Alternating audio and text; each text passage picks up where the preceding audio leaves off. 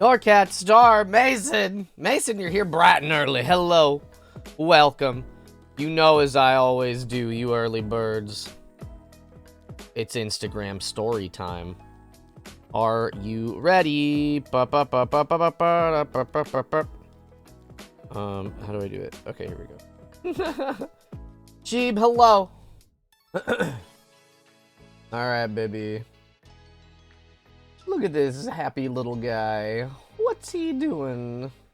What's going on? Oh, he's gonna crash into— No! Anyways, I'm live. What's up? I love making the Instagram stories every time. Twitch.tv/Catboy. It's like so silly. I usually only do the one take. Live now. Live right meow. Make it like red? That's sort of a pinkish. There's a red. Live now. My story added to my story, baby. Busy with the iPod. iPod? Doom on iPod? Stargirl, hello, how are you? Welcome, welcome. I haven't even begun stream yet, and I'm almost out of tea, but I have lots of water. But I'm sad because I drank all the tea. I didn't, like, sleep crazy good last night. How'd you like it? I loved it. Pika, I love you. I tweeted it. I retweeted it, and then I just also quote retweeted it. For my Go Live announcement. Oh, yeah, oh, yeah. The Stars Buys? Stars Buys? The Stars Buys?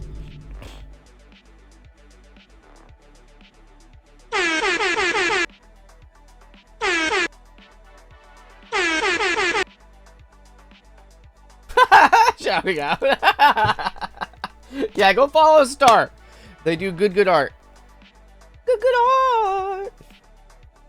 We're doing a collab with Star on Saturday. And Clara. And Cozy. And that's all the people. Sheep, I love you.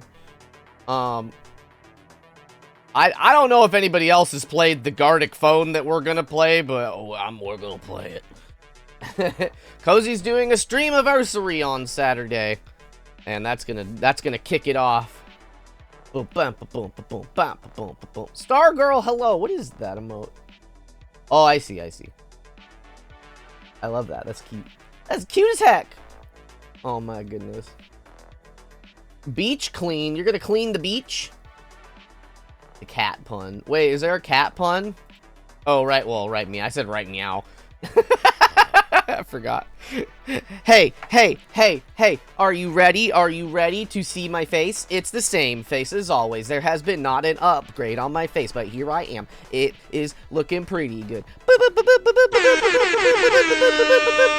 Hello and welcome. Happy Thursday. I went to the doctor yesterday, so we didn't have a stream yesterday. But we're going to have instead a stream tomorrow. I know. I don't want to only do one stream this week, so we're going to do today and tomorrow. We'll see how far we can get into the— Oh, boy! Where? Shredder, where? Wow! So yeah, it'll be 3 days of me streaming. I'm not going to stream on my platform on Saturday. It'll be on Cozy's channel, but— Yeah, give me all the head pets, everybody. I need all the— Give me all the— I gotta eat them all up. Gotta eat all the head pets right up.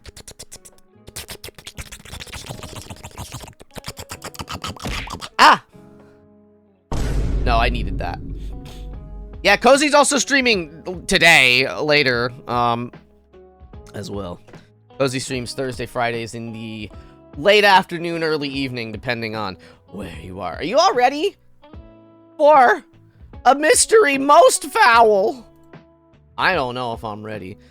So, it'll probably, like, tell us, but, at the end of the tutorial case, so this is now going to be the second case of the second game, okay, that's great. It told us, like, hey, in the first game, there was a case that we didn't go over, so I think we're gonna go back in time now to go over another case with that Natsume, Soseki Natsume guy. And we're gonna see what mysteries that mystery holds. We're gonna hit continue. Ooh, yeah. Ooh, all right. I hope that you all are ready. I know I'm ready. Are you ready? Are you ready? Are you all ready? Okay, here we go. Probably there's video. I don't see any chickens here. It was a ghastly tale of a winter's night. Ghastly. One of an invisible killer and a crime perpetrated on the pavement along Briar Road. What? Really? As the victim lay at death's door, the mystery of just who had stabbed the young lady from behind had been resolved. But right. no sooner had my friend saved that Eastern Exchange student from his harrowing plight than in the dim, flickering shadows of gaslight, Gaslighting, girl a bossing. bizarre crime rend the stillness of that very night. Ah! This is stabbing man. I Oh! dare say most can still recall the sensational headlines of the day. Haunted apartment of death, the condemned criminal's curse, the dread demon of coal gas. Whoa. Yet, though the great detective had at once discerned the truth upon his arrival at the scene, it only proved to be the overture that It's a announced fancy the lad. rising of the curtain on a most tragic play. That's a little fancy boy. That's a big fancy boy. All right, lowering the game volume. My name is Ryunosuke Naruhodo. I'm a fledgling lawyer just starting out on my journey. 6 months ago, I arrived as a visiting student of law. We were playing as Susato in the first case, if you missed both of them, having made a long voyage across the sea from the Empire of Japan to here, London, England. And on the way, in quite extraordinary circumstances, I made the acquaintance of a world-famous detective. You might have heard of him. Currently, I reside in the attic of the detective's own lodgings, from where I run my legal consultancy of sorts. I've successfully defended a number of clients in Britain's highest court, the Old Bailey. But since a particularly grueling and unforgettable legal battle 4 months ago now, I haven't returned to the courtroom. In truth, I lost my right to return. But that epic trial was just one small part of an epic tale, a tale which was now about to awaken from slumber! So maybe this isn't in the past yet. Thanks to a letter that arrived this morning from my homeland.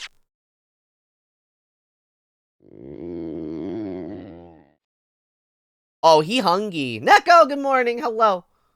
The rain is being dumb. I can't stand the rain. Do you get that joke? Anybody? Everybody? Nobody? I feel like, hold on one second. I feel like I've made an error. No, this is fine. Oh, you know. I think I turned my monitor down. Everything sounded too quiet. Okay, I think everything's good to go, baby. You know what? I gotta move. My desk is very messy. Here we go. I fixed it. Everybody, it's fine. There, that's way louder. Okay, cool. Okay, all right. Ryunosuke's hungry. What a delicious smell wafting up the stairs.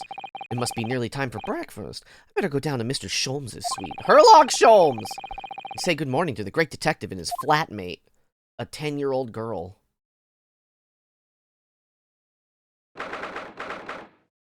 August 30th. So, I've given her a Valley Girl voice. Don't pay it any mind. Ready! Good! I was just about to call up to you. The bacon's ready! Man, bacon smell? Forget about it. Good morning, Iris. It smells delicious as usual. Before we eat, though, I have some news. I had a surprise this morning. Shh! Not another word, Mr. Naruhodo! This could be just the abstruse thing for my pre-breakfast stagnation-repelling mental stimulation, my dear fellow. Morning to you too, Mr. Sholmes. Ah, yes. I see. Back off! Back off! So that's it. He's gonna give me a kiss. The truth is clear to me as day. My faculties of observation have revealed it again.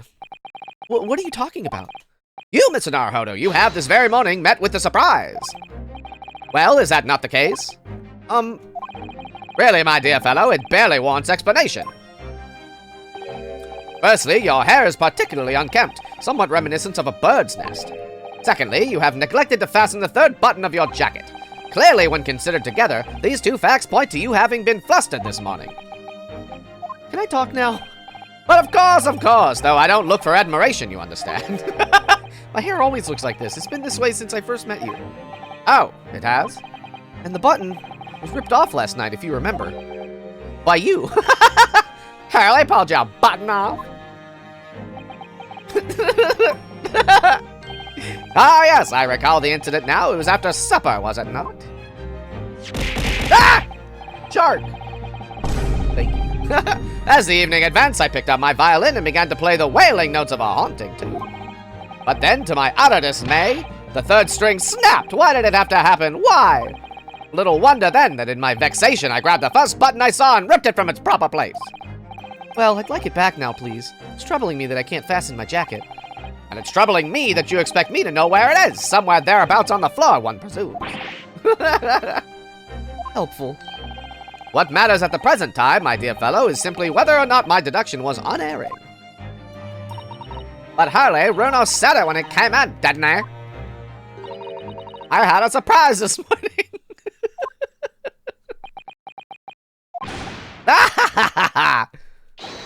Well, that really is a surprise.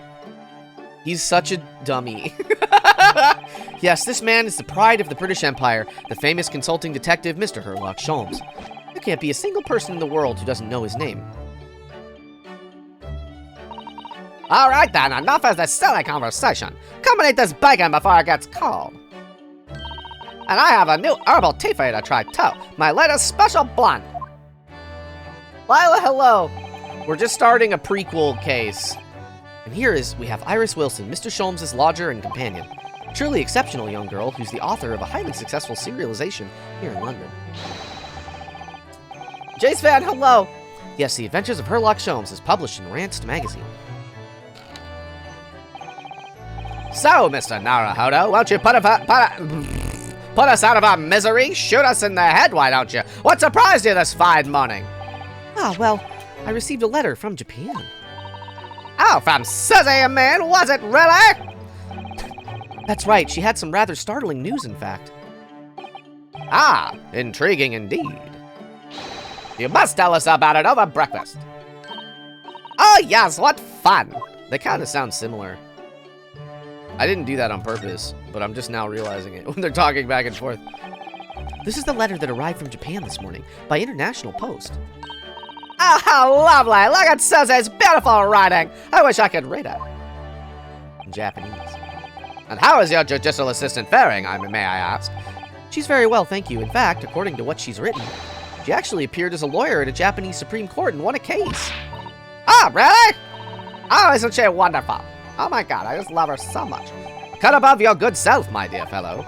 I've won cases too, you know. Apparently, Mr. Natsume appeared in the trial as a witness. Natsume. No, I don't recall that name. Of course you do, we helped the man twice. You know, in those 2 cases that took place on Briar Road 6 months ago. Ah, the mustache twitchy man with the somewhat feline eyes and the mustache. He didn't have 2 mustaches, Harley. Maybe, he said. I like computer errored.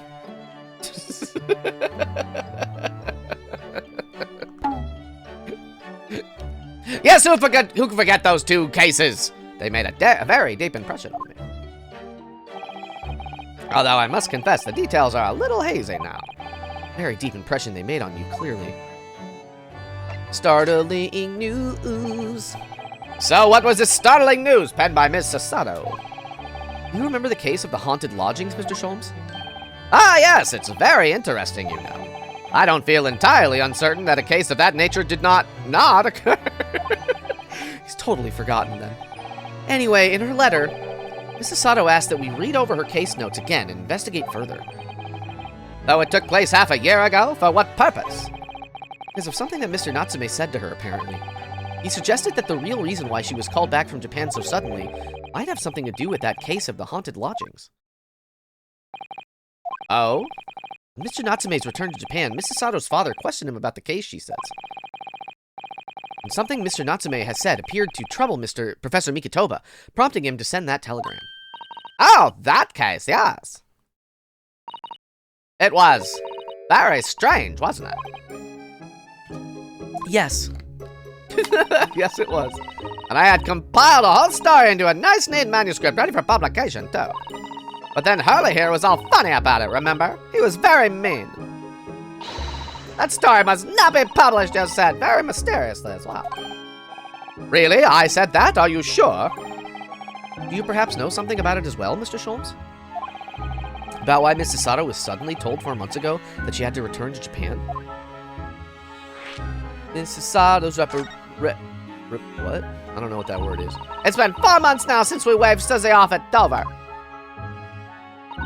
It was such a shock, wasn't it? The way she just suddenly announced that she had to go back to Japan. Indeed it was, due to a telegram she received from her homeland, I believe. That's right, telling her to return urgently. Yes, because her father had passed away.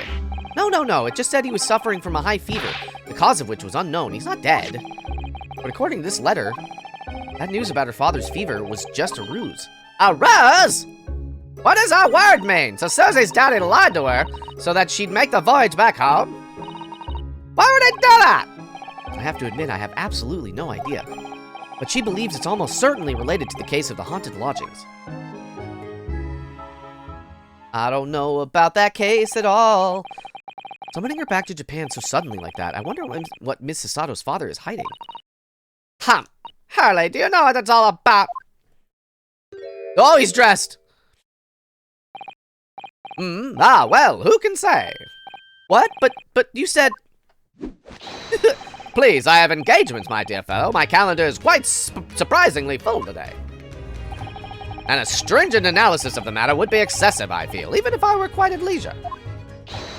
So, man the fort in my absence, won't you, Iris?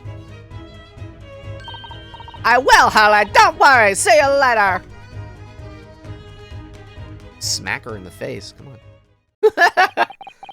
Scuttled off rather quickly there. Like a little crab might scutter off. I think perhaps Professor Mikotoba isn't the only person hiding something here. Sasaki-san was involved in 2 cases, but only one of them was forbidden from being published. By, of all people, Mr. Sholmes. Aha! I found them at last! Iris, are they... The notes about that case? That's right. Suzy and I compiled them together. The case of the haunted lodgings. Do you want to read them, Bruno? It's going to take us back in time. Absolutely. Thank you, Iris. There's nothing I'd rather do more than read about something that happened 4 months ago. I have no idea what secrets could still be hiding in the shadows of this case. Perhaps if I read over the notes again, something might come to light. That's a spirit. Let me shoot someone about it. What else am I supposed to do with this dang old thing of mine? And so, Iris and I decided to read over the case notes together. Everything from what happened to our investigation and that fierce battle in court that followed. Reliving every detail, I just need to find a clue. And I have all the time in the world because, of course, I'm no longer allowed to practice law in the courts of Great Britain. What happened?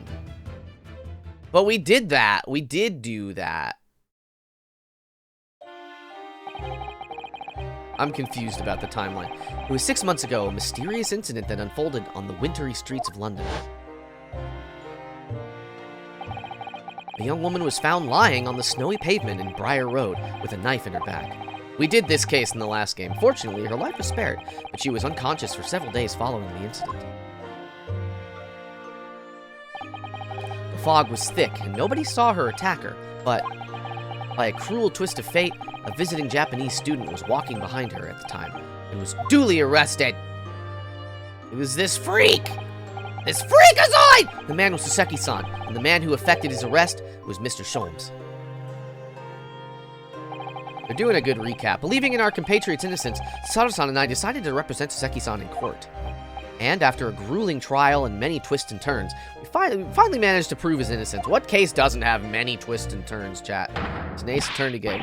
Joyful, jubileous... Wait. Joyful, joyous, jubilant jubilation! Was the man's reaction after the trial, but his oh my god. Oh my god. Oh my god. Was the man... But here, are you ready? Chat, are you ready? Read this along with me. Say it out loud. But his jubilant jubilation was short-lived. We received a telegram from Mr. Sholmes the following morning. There's always something. The victim of the Briar Road stabbing has regained consciousness. Oh. Hurry to Bart's at once. Bart's? Simpson? Was he around in the early 1900s? So Sun and I summoned a handsome... A what? A what? An Aaron Handsome and headed immediately to the hospital. He's so goofy. I love him.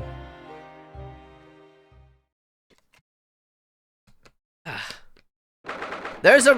You can't see it, but there's a rat behind me. It's like right down here.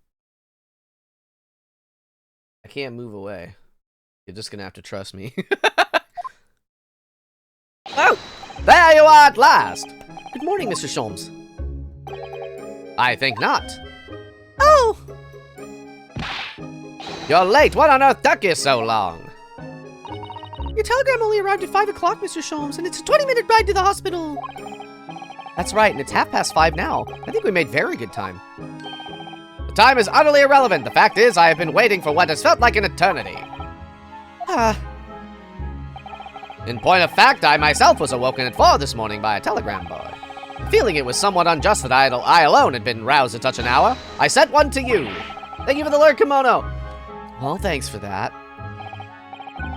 Anyway, you're here now, so the victim is over there. She's only just regained consciousness.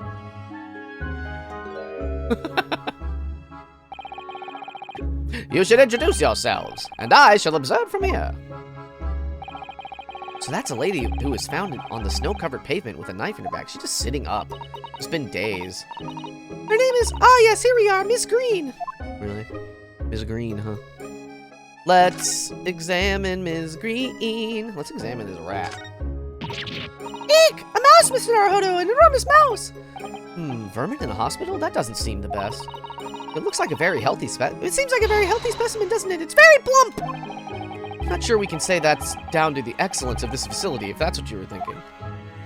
Alright, I don't know why there's a moose. A mouse. Good morning.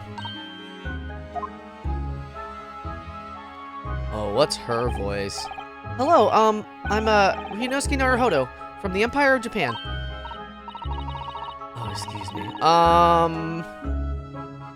What's her voice, chat? Oh no, is that your knife are you the man who... No, I'm a lawyer. I'm kind of giving her like a tiny bit of a Austrian thing, maybe. And I'm Sasada Mikatoba! Pleased to meet you. Oh no, was that your knife then? Are you the one? No, I assure you, I'm Mr. Naruhodo's... Say it with me, chat. Jujitsu assistant! It's such a hard... Oh, it's such a difficult word to pronounce. We heard that you'd regained consciousness and wanted to come and give you our best wishes. Best wishes for me? Thank you. I'm Olive Green. I'm an artist. Well, no, that's not the right, is it? What I mean is, I'm trying to be an artist. Well, what I really mean is, I desperately want to be... I don't know, I slipped into Italian immediately. I desperately want to be an artist. No, we'll fix this. We'll find it, chat. But the truth is, I don't have any talent. I know I don't. It's no wonder I was stabbed in the back. I don't think that's related, actually. Gosh, this young woman seems to bend over backwards to put herself down.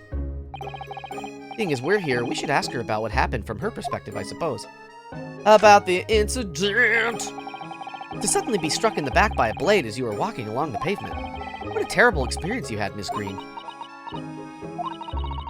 It was so cold that day, and the fog was so thick, I couldn't see a thing. That was 4 days ago now, I think. Is that right? I've been asleep. Yes, that's right. I'm afraid you've been comatose all that time. But the case has been solved, yeah? Well, I've been here in the hospital, I mean. Oh! Indeed it has, my dear madam. Spectacularly by none other than I, Herlock Sholmes. Mr. Sholmes, as you well know, it was Mr. Naruhodo's hard work in court that solved the case. Are you yet to hear what happened, Miss Green? Yes, I'm afraid so. A gentleman from the police force is supposed to be coming to fill me in shortly. Oh, Mamma mia. Oh, I see. Me coming round seems to have made everyone frantically busy. I'm so sorry. I should never have regained consciousness. It was selfish of me. She look like... What? Why she look little my... Who? What? Moomin? Is that the one with the, like, the hippo or whatever? What is that? Who? Tell me more about that. What do you mean by that? Oh no! We're all so relieved that you were on the mend, Miss Green. Really, we were. That kind of attitude. Maybe her surname should be Blue, not Green. Oh!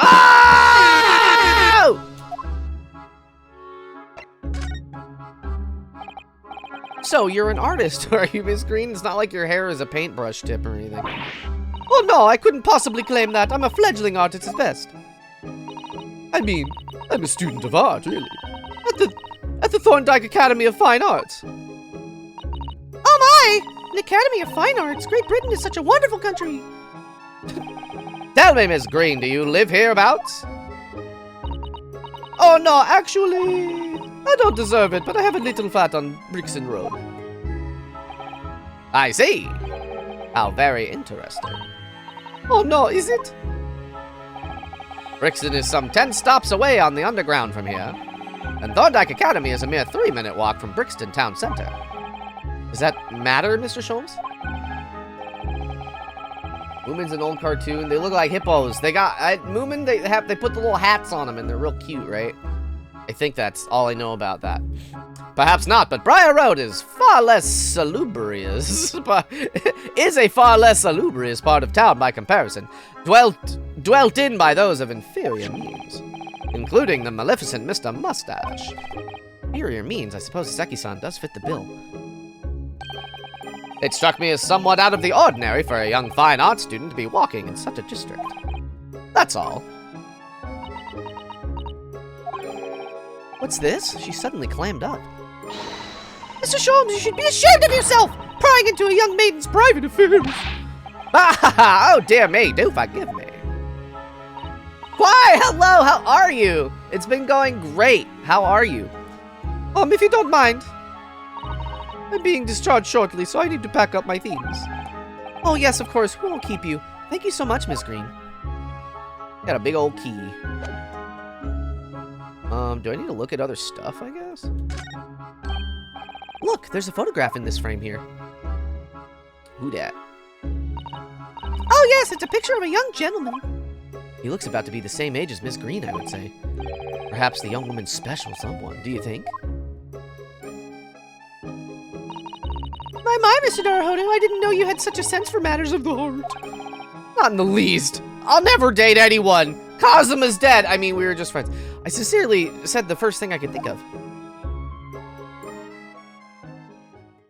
Okay, I've looked at that. That's all they do. Is there a Mr. Naruhodo here? Is Mr. Naruhodo? Naruhodo now. Well, if you're looking for a Naruhodo, the lawyer, that's me, but... Ah, Mr. Naruhodo, good. This is for you. It's a message from Mr. Saucy Nutsmeg. Oh, it's unfortunate that Havel has Ligma, huh? Oh, dang. Oh, whatever could... Oh, no. Oh, God, Crimson. Hello, Crimson. Not... Is it terminal? Is it terminal Ligma? Mr. Natsume sent a message for me? To me? Why would a policeman be delivering a message from Mr. Natsume? Exactly. What's going on? What's a Scotland Yard constable doing playing delivery boy at this time in the morning? Have a look at these nuts, got him! Oh! Stage 3, it's terminal. He's gonna die. Oh, what are you waiting for? Let me see that. Oh. It's grabby about it. Well, this is most unexpected. Something wrong, Mr. Sholmes? There's something wrong, Mr. Sholmes, he says. Have you not seen the note? No, how could I have? You just took it from me, you baka. It would seem that London's criminals have no intention of letting the great detective rest. A new case calls, a case of murder, no less. We must depart at once. Dog lover, hello. Murder! Call a cab. Time is of the essence. But the trouble is, we've yet to read Mr. Natsume's note. I was thinking we ought to pay him a visit in his lodgings once we did. That will be entirely convenient. Convenient? What do you mean? It's all here in the note, my dear fellows. The murder we must investigate took place at Mr. Mustache's lodgings. Wait, what? Well, hey, look. What are all these different words? A fiacre? What the hell is that? Do I know what ligma is? Yeah. It's ligma balls.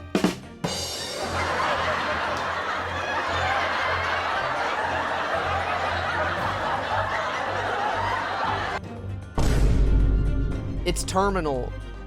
I'll hail a firecracker at once! Do they just speak Japanese? No, they're speaking English.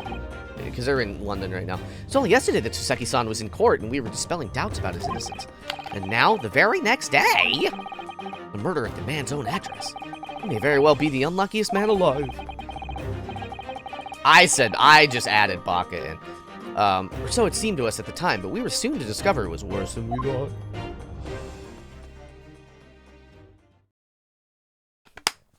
I'm out of tea, baby. I'm also gonna, give me one. I'm gonna turn my fan on. It's 9:30 in the morning, and it's already getting pretty warm. I'm unhappy to hear about that, so give me one sec. Hold on. Oh, woo! I'm just a fan. It is. I have to be. What is it?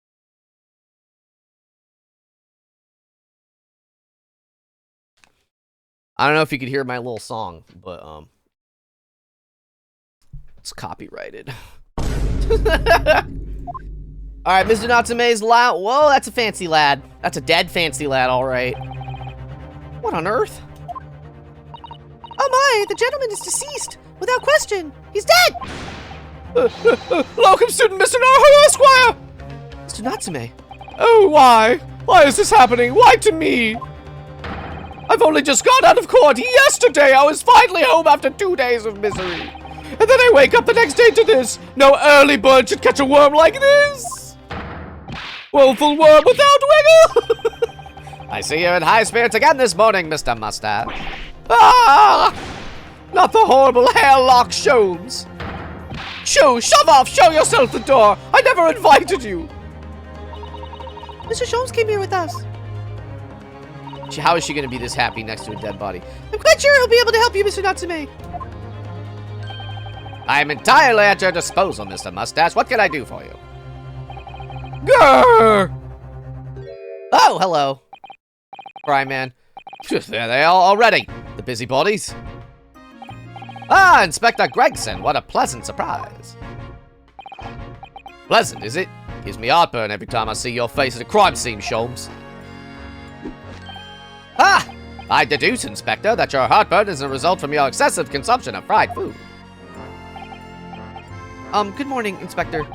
You do eat a lot of chips, though. It's a crime scene, don't you go touching anything. Or good morning to you too, Sunshine. He's so sad over here. Alright, let's examine a corpse. I feel like we saw this guy very, very briefly in the first game. Maybe. Oh, I said hands off. You're gonna mess up my crime scene. Oh, no, I just wanted to look, that's all. No chance. I know you're kind. You'll mess it up just by looking at it. Someone's in a bad mood. There's certainly some bad air in here, isn't there? Ha ha ha ha ha! Alright, it sounds like I better talk to the inspector first and try and curry some favor. Maybe some curry.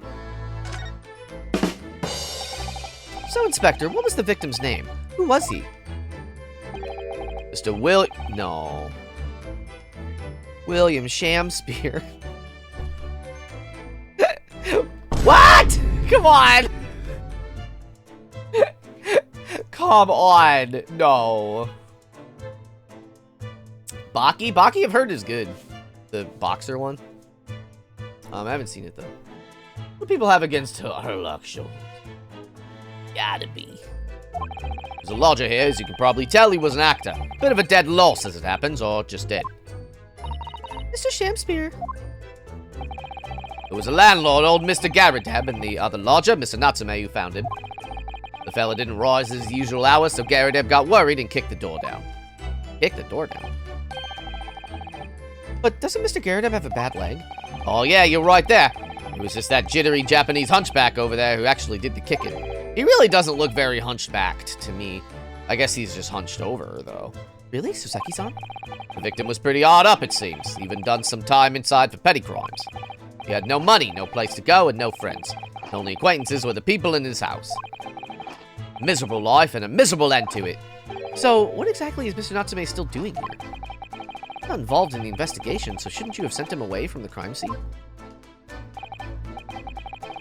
Well, I'm not saying it's because the fella looks odd or anything, or that he acts suspicious, but I thought it would be prudent to take a statement from the cohabiter. You nearly said culprit there, didn't you? Oh dear. Mr. Natsume appears to be under suspicion again. Certainly seems that way. He does just come across as such an odd fellow, doesn't he? Poor man, how unfortunate. Anyway, I can't say much until the coroner gets here. But I don't think the fella's been a goner that long. The body's still warm. If the inspector would allow it, I don't think I could bring myself to touch a dead body. Now can I? Oh, maybe I'll talk to him. Imagine dying and they say that stuff about you. Yeah, listen, anytime somebody, like, horrible dies, like, who's the guy? Oh, I forget his name, even. A lot of, like, these, like, really just horrible right-wing, like, radio people. Like Rush Limbaugh. Rush Limbaugh died, and nobody had a single kind thing to say about him, and everybody was glad that he died.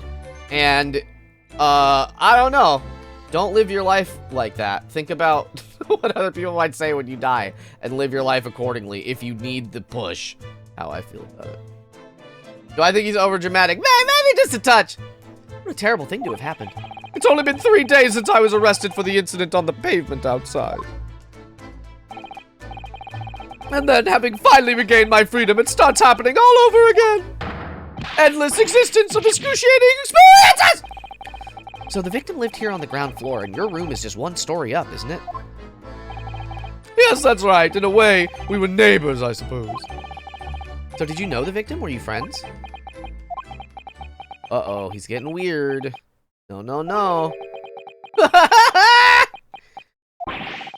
the matter with Sasaki-san now? It was an innocent enough question, wasn't it? Why does he seem so shaken by it? Well, I suppose he wasn't a complete stranger. But did he ever invite me into his room? Never! On my honor, I swear it. What an extreme reaction!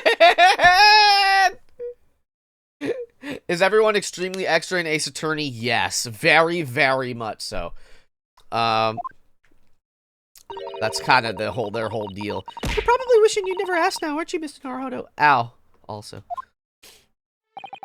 When we found him here, I felt wretched, which is why I sent word asking you to come. Through that inspector over there. Oh, hi, Sholmes. What you doing? What you doing, bud? What are you doing up there?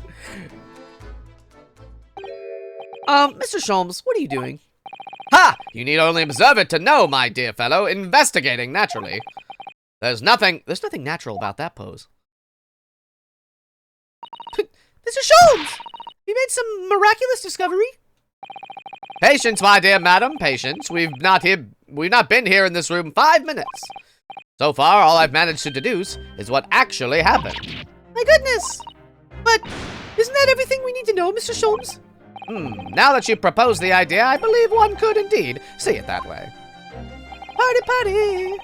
At the present time, I have managed to draw 2 incontrovertible conclusions. The first, there was a physical struggle here last night in which the victim fought for his life. Ah! Ah! Mr. Natsume, what's wrong? Is something that Mr. Sholmes said significant somehow? No, don't mind me. Forget I was here. And my second conclusion is that there was a poison lingering in the air here last night that passed the victim's lips. Nonsense! Ah! Why is he being like this? All right, Mr. Natsume, why are you reacting so extremely to Mr. Sholmes' deductions? No, please.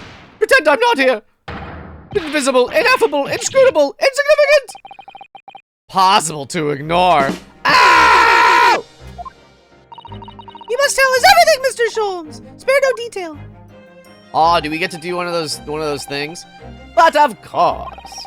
Let the theatrical tragedy before us be unraveled by my great deductions, presented for your pleasure in 2 acts. I've heard some truly astounding great deductions from Mr. Sholmes in the past.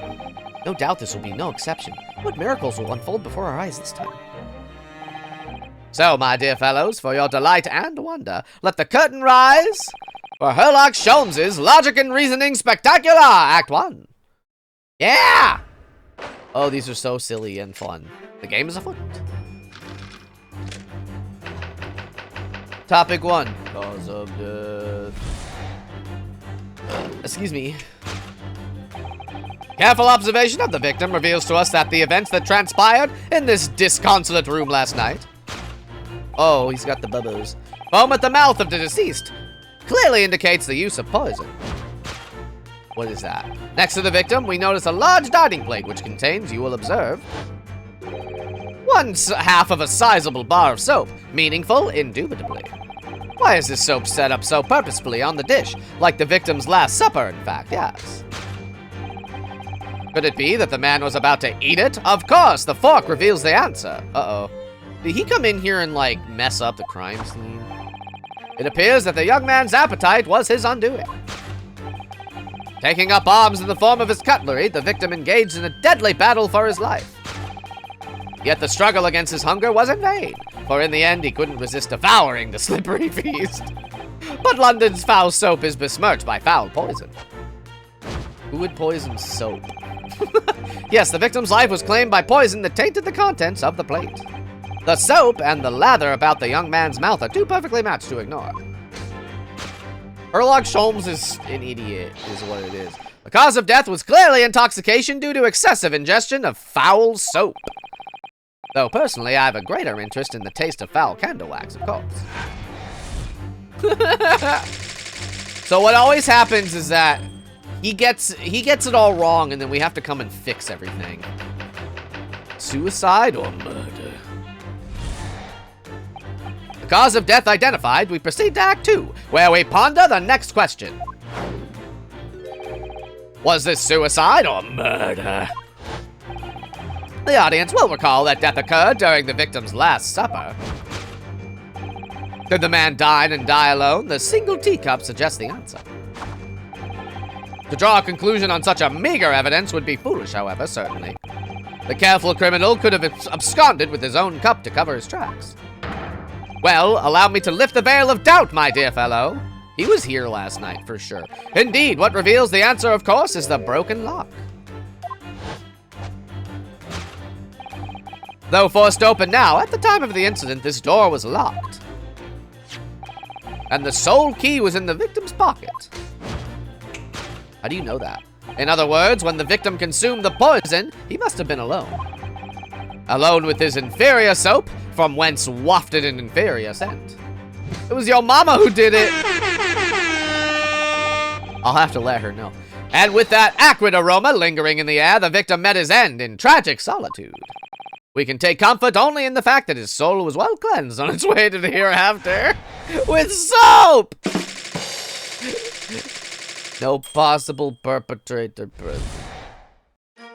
Yeah, I don't know about that. Holmes, Sholmes. Baby, baby.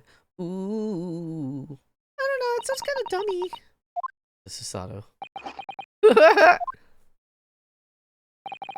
There's just one thing, Mr. Sholmes. You are disposed to identifying just one thing, aren't you, Mr. Naruto? Pray, what concerns you? Well, no matter how hungry he was, do you really think the man would have eaten soap? It's quite apparent that this man had barely a penny to his name. It is a curious thing, but to one so destitute, soap can suddenly appear quite irresistibly appetizing. How extraordinary! In truth, I have tried a little soap myself in the past. You've eaten it, you mean?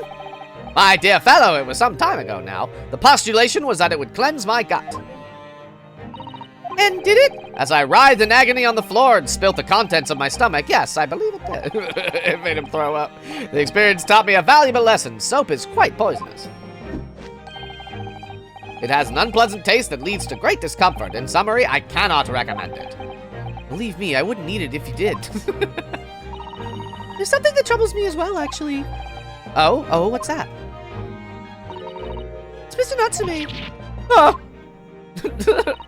Couldn't help noticing him shuddering and quivering out of the corner of my eye. It might be like a early 1900s bar of soap, Lila. I'm not sure. Soap tastes nasty. You've had it, you've eaten it. Forbidden candy bar. Almost as if Mr. Sholmes' deductions touched a nerve somehow. Nonsense! Well, that clenched teeth episode didn't last. I think, judging by Mr. Natsume's reaction, the great detective's deductions may need some gentle corrections in order to reach the actual truth. Yes, Mr. Sholmes' observations and deductions are sometimes a little too sharp. He has a tendency to hit the nail on the side of the head and drive it into an obtuse angle. When he does that, it falls onto us to straighten things out. Alright then, let's see what we can do. Yes, we must pick out the keywords in Mr. Sholmes' quite brilliant deductions, and discreetly exchange them for something that makes a little more sense. If we can do that, I'm sure we'll arrive at what Mr. Sholmes meant to say in the first place. Nothing is forbidden if you're brave enough. Oh, wait, hold on, let me try that again. Nothing is forbidden if you're brave enough.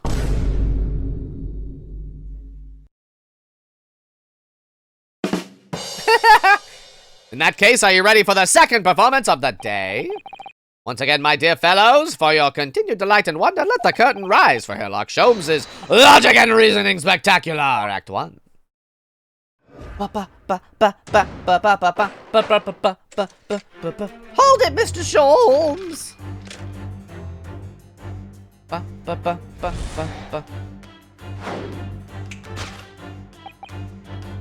Excuse me. Careful observation of the victim reveals to us the events that transpired in this disconsolate room last night. Foam at the mouth of the deceased clearly indicates the use of poison. Next to the victim, we notice a large hiding plate, which contains, you will observe, a big old bar of soap. Meaningful, indubitably. Why is this soap set so purposely on the dish? Like the victim's last supper, in fact. Is that soap for sure? Like, maybe that's not soap. Could it mean the man was about to eat it? Of course, the fork reveals the answer. Well, you can't deny that a fork implies the man was eating something or about to eat something. Yes, that's true. If we were to decide to eat some soap, I should prefer to use a fork rather than to attempt it with chopsticks. And of course, only half the bar of soap is left on the plate. But might there not be some other explanation? Something material that proves whether or not the man really ate some soap.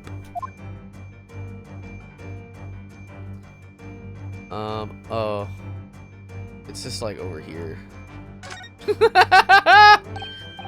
Look, there's more soap on the floor here.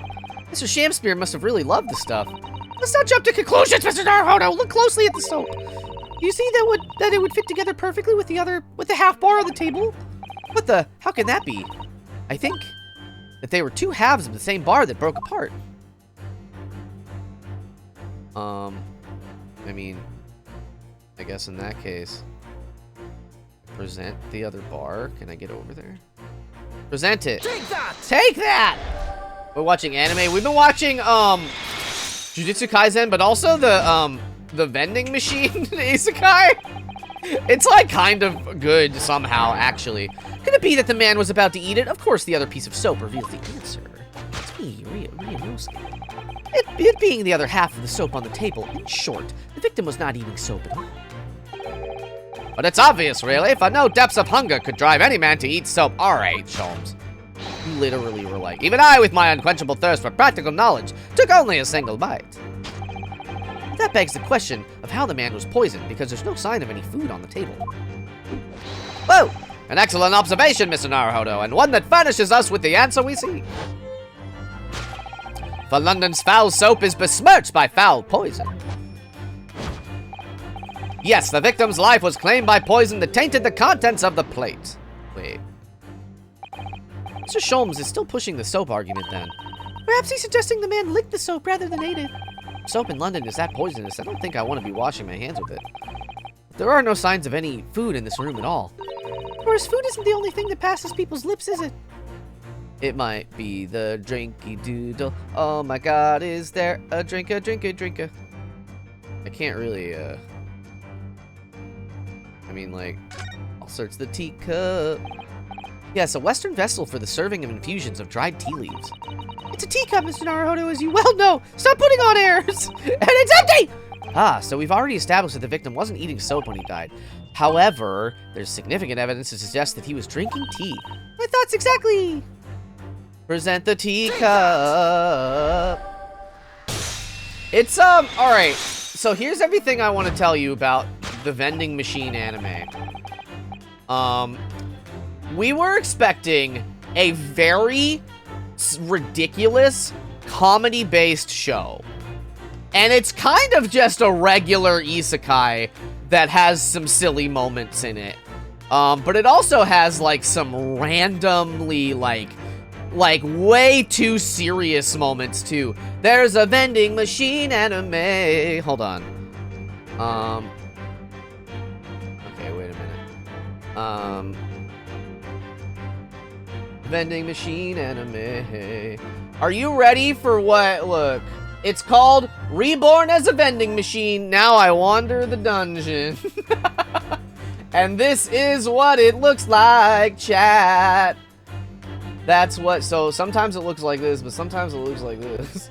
Sometimes it looks like this. And then this girl's there. And then they're like best friends.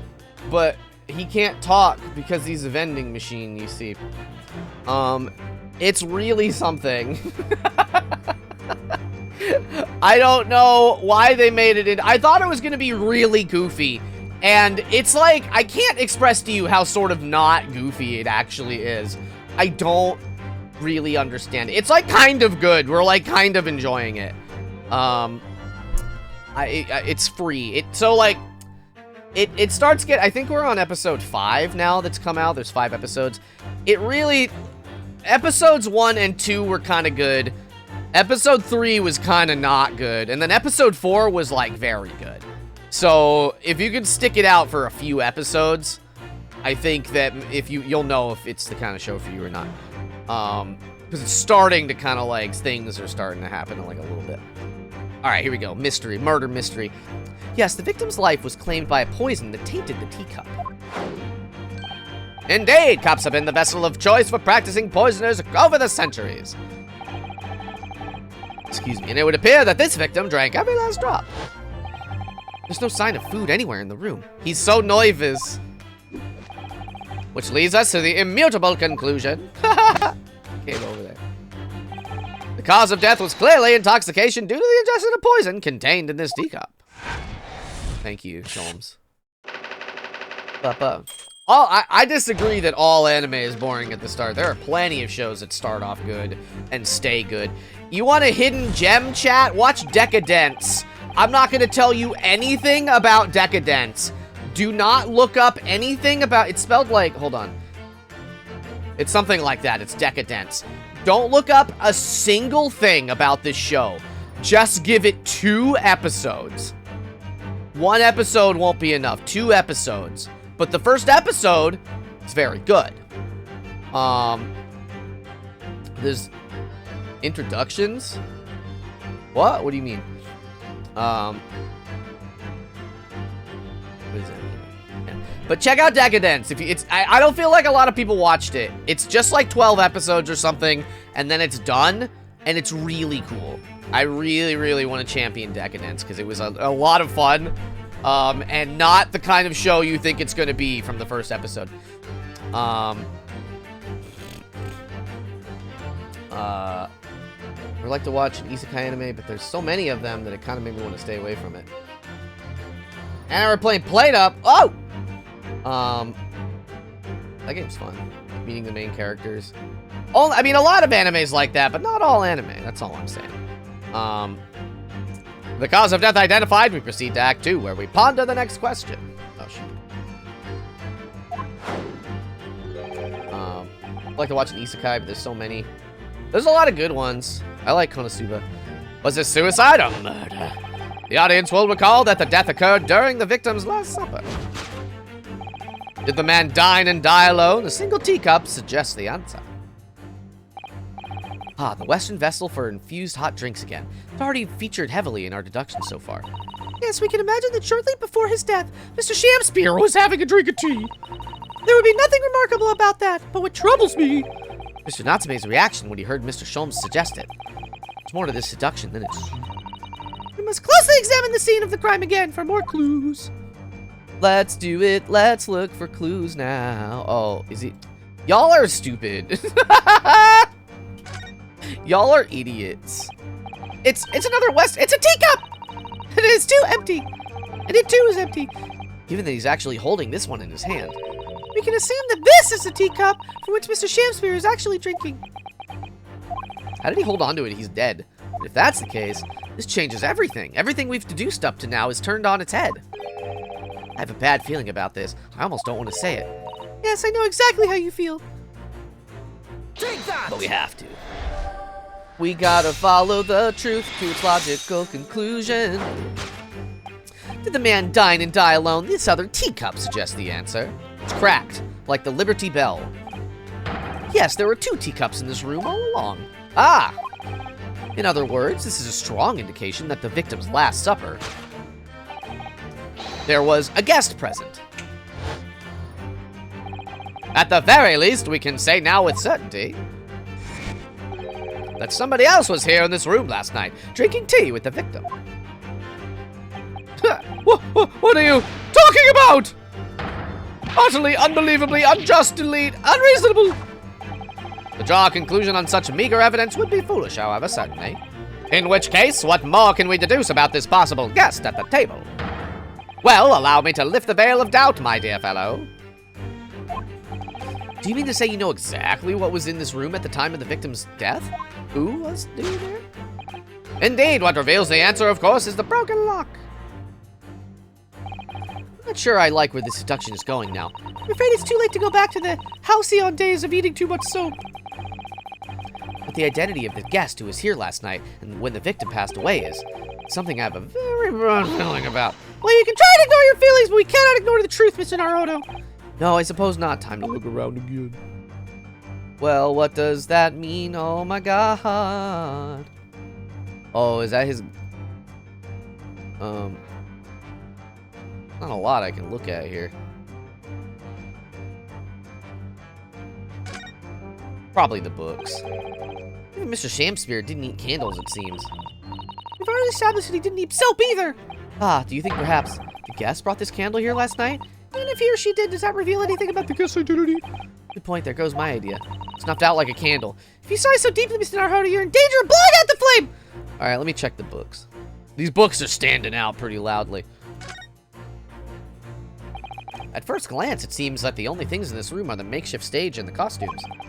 I overlooked these 3 books initially. I wonder what they are. Let's see, the titles read...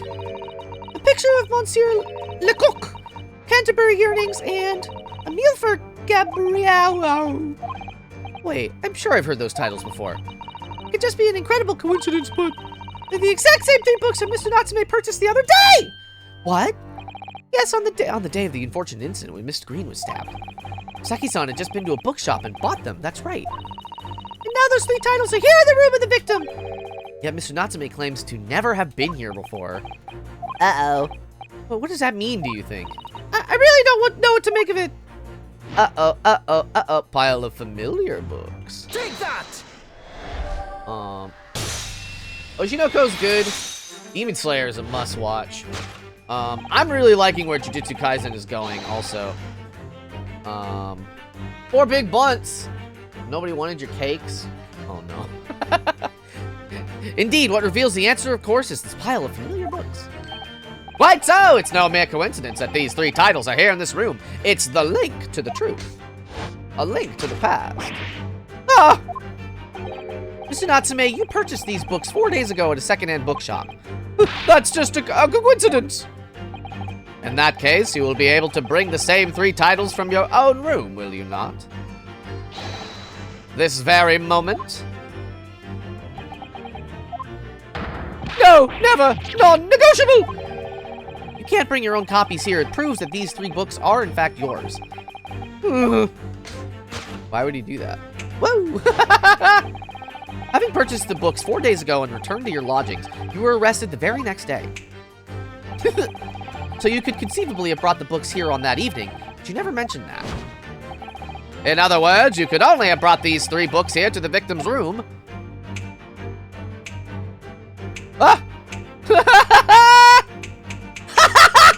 Come on!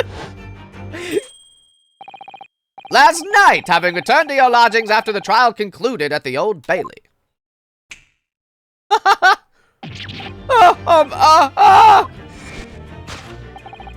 In short, there is only one possible conclusion. The victim died here in his room last night as a result of poisoning. And that same night, the victim had a visitor. And that visitor...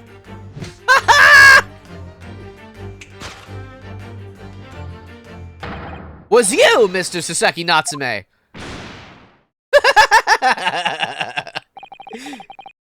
Thus concludes the final act of Herlock Sholmes' great deduction. Ba ba ba ba ba. Uh-oh, uh-oh, uh-oh, uh-oh. They're so extra, I love them. Deduction complete. Elementary! Boo-boo-boo-boo! Ugh. Y'all, my arm hurts. They drew a bunch of blood yesterday for, like, just regular doctor tests. My arm hurts. I'm gonna whine about it on the internet. Not again! Not again! Not again! Not again! Well then, Mr. Natsume. It would appear you're gonna have to accompany me down to the yard. Again. But wait! Hold your horses! Yes? Door! Key! Locked! Entry! Exit! Entirely impossible! He's so flustered he's even being stranger than normal. What, you think that's an alibi? You could have just made a copy. What? You live in the same building, after all. You could have had plenty of opportunity, I'm sure. But... misery me! Sorry, sir. You'll get your chance to give your side of the story later. The facts speak for themselves, Mr. Mustache. Ah, you horrible Herlock Sholmes! Just explain why you lying. You did this. He really has found himself an arch rival now, hasn't he? Come on now, no dilly-dallying. Outside, there's a carriage waiting. Welcome, student Mr. Naruto Esquire. I never imagined I'd be in this position again, but... you have to help me, please, please. I'm innocent. All right, I understand. Well, we'll come to your cell later and talk about it. And one more thing. Oh, yes? My poor little kitty cat. Please give him his breakfast for me. Okay, I can do that. And so, his evil curse is still apparently unbroken. Saseki-san found himself once again the prime suspect in a case of murder. Thanks to the incriminating deduction of the great detective. My dear fellow, that honor belongs to you. Well, at least that means Inspector Gregson is no longer here. We can examine the crime scene in more detail now. Yes, that's right. And of course, what? Have you forgotten what the inspector mentioned before? It was the landlord, Mr. Garadeb, who discovered Mr. Shamspear. Ah, Mr. John Garadeb, yes. I expect we could find him in his sitting room at the top of the floor as usual. Hey, hello, how are you? Right, you must remember to go and talk to him later. I like doing his voice, so I'm excited about that. Alright, let's touch a dead body. Oh, the poor man. So young to die. Oh, excuse me. I'm so glad, B. B, did you beat that rain code game? How was that? Tell me about that. Don't, without spoilers, of course. I want to buy it, but, was it good? Was it good? Do you suppose it was a very painful death, being poisoned as he was? I don't know. All we can do now is hope that he'll be reborn to a better life. Yes, I suppose you're right. I wonder. Do you think that putting our hands together in a Japanese prayer will help a British soul? Sorry? Beat Rainco's really good. Hell yeah, I'm gonna try and pick it. It's like only on Switch right now, I think, but I want to pick it up. I don't know if there's plans to put it on PC or whatever, but maybe someday. I mean, sure, I had a reference at the ready for just such an occasion as this, actually. A creepy fact? Maybe. How creepy is it? This book is entitled The Beginner's Guide to Praying for the Departed, the British Way. I'll just reread it now. One moment. There's quite a spine on that book, isn't there? Yeah, as long as it's not upsetting, Sheeb, then sure. What is this? What's this? Looks like part of an envelope, I think. Yes, I think you may be right. That's significant? Well, it's a little out of place, perhaps, when you look around the room. There's no sign of a letter or the rest of the envelope, in fact, is there? I did know that. They did a last week tonight about that. Ah, she's right. And yet, here we have the torn off end of an envelope. It just strikes me as unusual. I agree, we better take this, just so we better steal it. We better take it ourselves.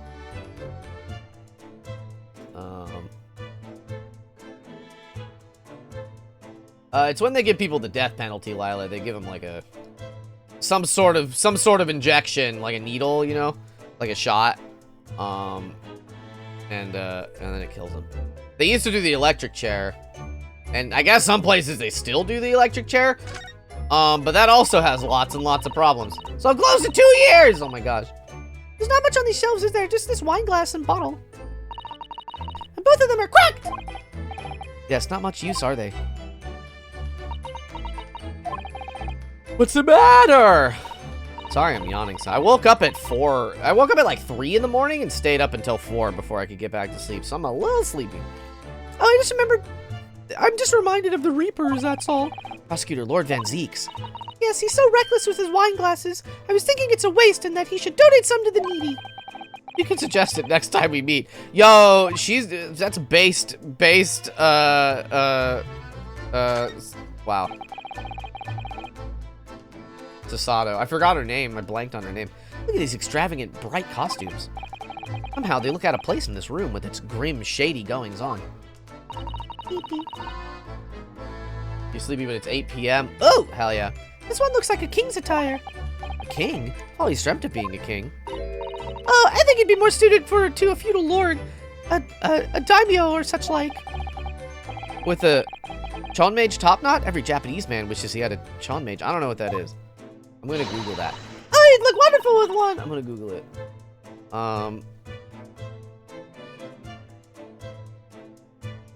Chonmage top knot. Oh, it's just one of these. That's cool. It's kind of like what the bad lawyer had moments ago, a while ago. That's fun. Okay. You already have the sword. Can you imagine what would happen if I walked around the streets of London with a chonmage and a sword? Everyone would be upset and racist. More than usual. Characters in the main code are amazing. Story's amazing. The ending's amazing. Hell yeah! Yeah, I got a sword. I got it from my dead not boyfriend. As we've seen from the outside, this window is completely bricked up, but not in the horny way. A vestige of the former window tax that Britons had to pay. What strange things they used to tax in Great Britain. I mean, making people pay for the number of windows they had in a property. It's extraordinary. That is pretty crazy. It's heartbreaking to think of the poor man having to block up their windows just to avoid an unaffordable tax. Oh. What is it, Mr. Sato? What is it, Mrs. Sato? If you look closely, a number of the bricks are loose. Whoa. Whoa, there's soap! Oh yes, it looks as though an amateur has broken out a few of them just here. Was it Mr. Shamspear did it, I wonder? Being the lodger renting this room. Ah, look at this, Mr. Naruhodo. On the outside, there's a little edge. And there's something on it! What, outside? It's right there, bud. You can see it. It's several bars of soap. Look at that. No, I guess that's real, Lila. The thing about the window tax. People had to, like, close off their windows.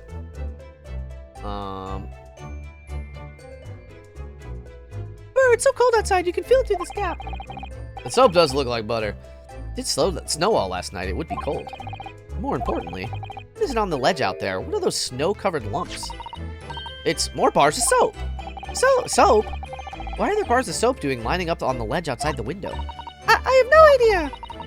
But the pair of them look rather charming like that. Are you sure? Still, that's very strange, isn't it? Bars of soap lined outside the window. They look like a sponge cake. No! No! I think perhaps we should take one. There are two after all. Oh dear, I suppose we could. Oh, what's this? Look here at this soap. Ah! Whoa. Do you see in the middle there? There's a patch that is a different color. It's sort of transparent, but... It's sort of a fancy design, I suppose. Only in Great Britain. It's bars of butter, come on. It looks like the Hinamaru flag of Japan, doesn't it? How wonderful! Probably a very expensive brand. Expensive? Then what's it doing in this ramshackle old room? The bar of soap has been entered into the chord record. Okay. What's this? And here we have another disproportionately large machine. This looks like a meter of some kind. Ah, this is a gas meter, I think. Seems that in this district, residents pay for gas as they use it with coins. Whoa. Ah, I see. Yes, now that you pointed it out, I can see that there's a slot just here that looks like it would take a coin. That's crazy. So you mean if you put a coin in here... That's right. That would buy you about 2 hours of gas for lights and heating. So if you were a poor person with no money, you'd have to sleep in the freezing cold? Yes, or if you were a scatterbrain with no change because you forgot to exchange your money at the bank. It's just to take a bite. Thank goodness there's no meter in our office. Yeah, that's nutso, baby. The light, I guess. The lamp. This is a gas wall light, isn't it? Must be connected to a gas pipe in the wall. I can see that it is. It's right there, bud. Gas lights, gas stove. London really is a city of gas. Stinky, stinky gas. But now that I think about it, Mr. and Mrs. Garrideb had an open fire on the top floor, didn't they? Oh, yes, you're right. I don't recall seeing a gas stove up there. Well, I much prefer a real fire anyway. It's so much cozier. Cozy. Did I get everything? Not the teacup. It's deadly. Poison for Cusco. Cusco's poison. Ah, what are the teacups that Mr. Shamspeare had and his guest drank from last night? But don't go drinking from them, Mr. Naruhodo. There's bitter poison inside. I'm not planning on drinking any, don't worry. Anyway, the cups are both empty. Open house in 4 hours. How open is that house? That's true. So one was Mr. Shamspeare's, and the other must be the cup Mr. Natsume was drinking from. Saseki-san wasn't poisoned, of course. Perhaps we should take these so we can examine them in more detail later. We are just, like, doing crimes. We are just taking all the evidence. On vacation right now. Hell yeah! Who's this? Looks like you're having a good snoop around, eh? Oh, no. Inspector Gregson, but back so soon? After I threw that little Japanese fella in the clink, I went and reported this to Investigation Division. 5 minutes time, this place will be cordoned off by the yard. Oh, I see. Well, we better be leaving then. Mr. Natsume must be feeling very low, being back in his cell again so soon. I'm sure the fork... He's not dead! What's wrong, Mr. Naruhodo? Ah! He's alive. They said his body was still warm. Out! Out, brief candle! Life's but a walking shadow! A poor player! That struts and frets his hour upon the stage and then is heard no more.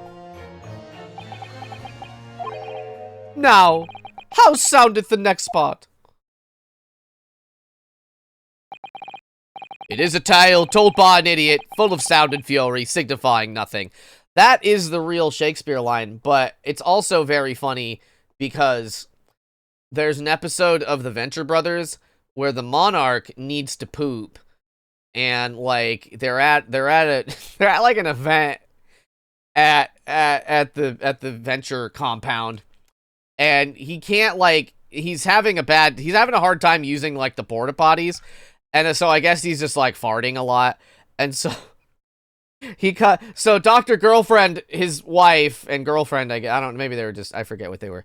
The monarch comes out, and Dr. Girlfriend's like, "How'd it go in there?" And the monarch's just like, "It was all sound and fury, signifying nothing." And it's just a Shakespeare quote because he was farting a lot. And I've been laughing about that for 15 years. Anyways, Galaxy, hello. Indeed, oh happy day. Money 777I. Wait, did he die again? How are you?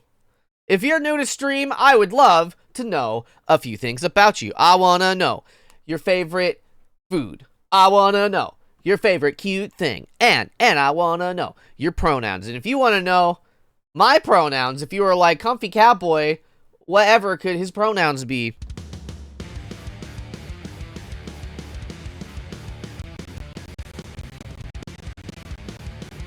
Ba-bam-bam. Fun fact, koi fish travel in packs of 4. When attacked, koi A, B, and C will scatter, leaving behind the decoy.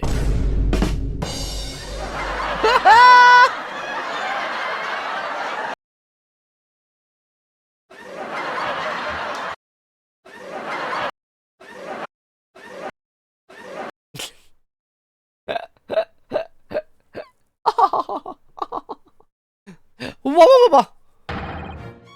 Walking Dead! Did he die? Is he just playing dead? Lurking at work, hell yeah. The fella isn't dead at all. What was that nonsense he was saying, though? I think, yes, it was from William Shakespeare's Macbeth. A soliloquy from Act 5, Scene 5. Shakespeare? So it was that the victim, Mr. William Shakespeare, came back to life. If the man had indeed been poisoned, it transpired that it hadn't killed him. He was taken by emergency carriage to a nearby hospital for treatment. Inspector Gregson evicted us from the scene of the crime, whatever that was, whatever that now was.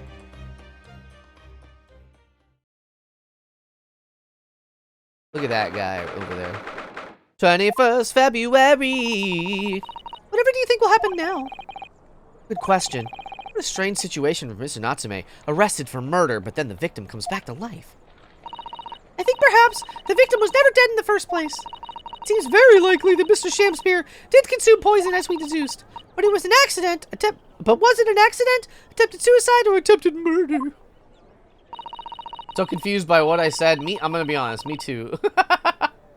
I bet that when the first laugh stopped. Yeah.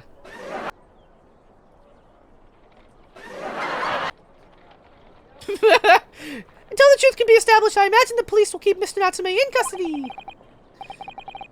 Let's suppose so. I suppose so. Let's hope it doesn't come to anything more than a night in the cells. Oh, what's this? I feel like I recognize this guy. What's that man doing over there? It looks like he's trying to see into Soseki-san's lodgings. Is something wrong, Mr. Naruhodo? Excuse me, could we have a word? Ah! Ah! He looks... Why does he look familiar? I don't feel like he was in the last game. He just ran off. Oh, he's leaving the soaps. Maybe. I feel sure I've seen that man before somewhere. Yeah, no, me too. Where was it? I do too, but I don't remember. Oh, that's rough. I also don't remember. Hack! He's the mailman. Maybe. Oh, God. Hold on a sec. Hold on just a little sec. Hell yeah! Oh, first try. I got a tiny piece of, like, the tiniest little hair, like, splintered into my thumb. And it didn't hurt, but, like, I didn't want it to go deeper. And I got it out with my fingernails. First try. Alright, let's look at this bad bike, or let's look at the window. With the exception of the top floor where Mr. and Mrs. Garrett live, all the windows are bricked up. Yes, that's because of an old window tax that was charged on the number of windows a property had. In order to pay less tax, the poorer members of society filled in many of their windows. But the tax has since been abolished, hasn't it? So the windows could be opened up again, surely. Unfortunately, it would appear that the residents of this district can't afford to pay to have the work done. That's right, Galaxy. Yeah, this song's good. This is a new song, I think. Yes, that is a sad state of affairs. Especially for people like poor Mr. Natsume, who have to live all cooped up in a windowless room. Suppose that's the price you pay for living in a very cheap accommodation. It all seems rather pointless when you put it like that. Well, that's a window, baby. There always seems to be a bicycle outside the Garrideb residence. I read that bicycles are extremely popular all over Great Britain at the moment, in fact. That one seems very warped, though, especially the front wheel. That to make it more of a challenge to ride, do you think? No, I'm afraid that would be a result of the rider's incompetence. For the front wheel to be so badly warped, I'm afraid the rider may have been similarly afflicted. Then there's a good chance Mr. Natsume has been practicing on this bicycle, I think. Oh dear, I fear you may be right. Okay. There's something happening over here. This is where the crime scene was not actually over here. Okay, but I thought we needed to talk to Mr. Garrideb. Garrideb household and Mr. Natsume's lodgings are in a prominent position here on the corner. Sometimes when I look at the building, I can't help feeling that it's a bit of a slant. Yeah, it is kind of about to fall over. It does rather look though that...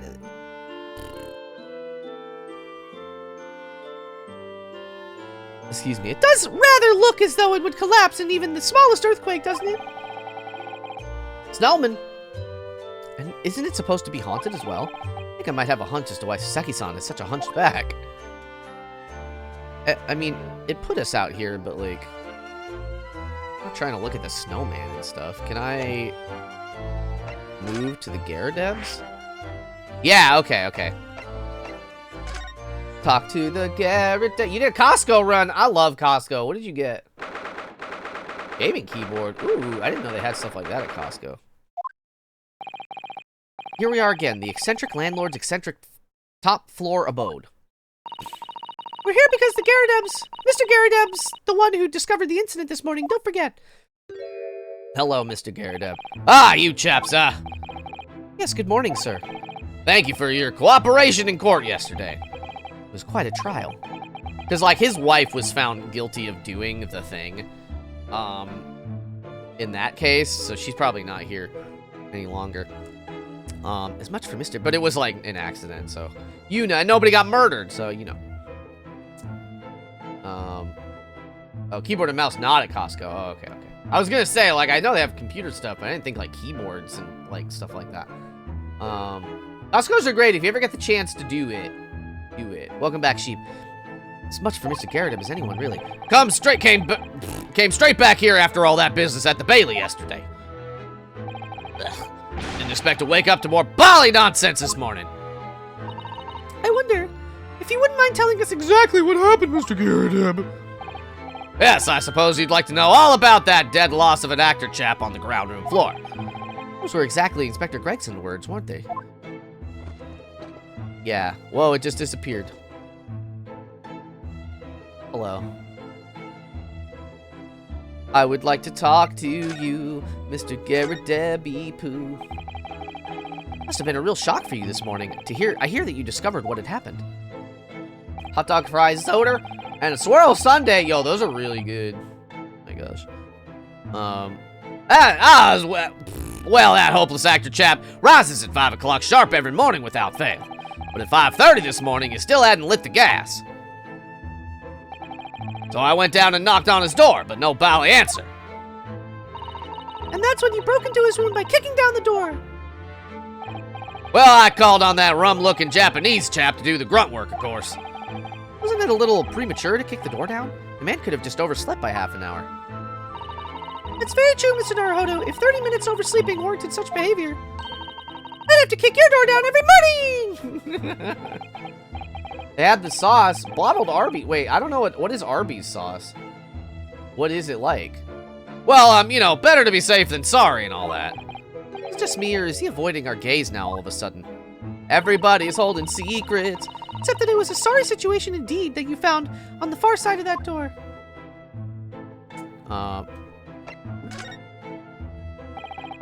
I've been to Arby's, but what is the Arby's sauce? We don't really have a lot of Arby's near us. They're like... trying to think if there's one within, like, reasonable distance just at all. What is it, a sauce that is similar to? Is it similar to barbecue? Is it similar to Thousand Island? Like, that's kind of what I mean. Like, what is it like at all? The victim's name is Mr. Shamspear, I believe. Is that right? Yes, William Shamspear. Took the ground floor room 3 months ago now. And how would you describe him? Like, barbecue ketchup and way better. Okay. In a word, destitute. Destitute? Well, let's face it, the only redeeming feature of that room is the cheap rent. Anyone wanting to live in a place like this is either broke or has a bally screw loose. It's hard to choose which category Saseki-san would fall into. You're just being mean. Mr. Naruhodo, that's a little rude. He was doing research as well. He just thought that. Research? Into what?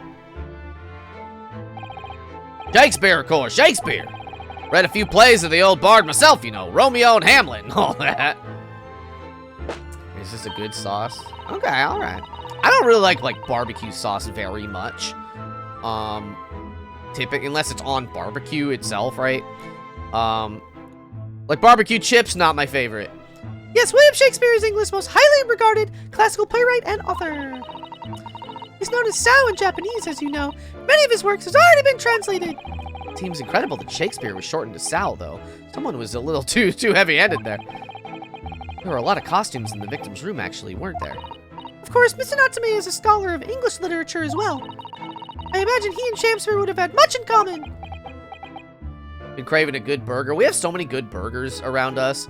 I want that now. I had a little egg for breakfast, but I want a burger now. I'm not gonna have one, but I want one.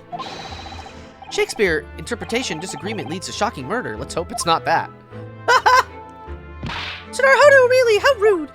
Why are you reading my thoughts? What's happening? Oh, what is Harvey's? Is that a chain? After Mr. Natsume's trial yesterday, you came straight back here, I believe, didn't you? Did you notice anything strange between then and this morning? Well, now, must have been about 6 in the evening by the time I got home. Snow was coming down rather heavily, as I remember, and it was completely dark already. That failed actor chap was out at the time. Mr. Garadeb noticed there was no light from his room or something, I suppose. Couldn't summon the energy for anything much, so I just sat in front of the fire up in here. It was after 8 before Shamspeare got back. The chap was up till past 1 in the morning, I'll have you know. Suppose he met his end sometime after that. I was asleep by then, so I'm rather in the dark there. Well, thank you. That was very illuminating. You know what? I bet that guy that we just caught peeping, I think I remember that there was a scene with the actor and that big chin guy. Ow. That big chin guy, that, like, we didn't really get to... We never met those characters again, but I think they were both having an argument or something outside. That's so interesting. That means, like, both the plot for all the games was, like, predetermined in the first one. I love that. It's a chain in Canada. No, I'm not Canadian. The remodels. I don't know what that means. But hell yeah. Is everything all right, Mrs. Sato? Well, I was just thinking it's a little strange, that's all. Mr. Garadeb, you were up here in your room all evening, if I've understood correctly. Not a big fan of stairs, not with this blasted leg.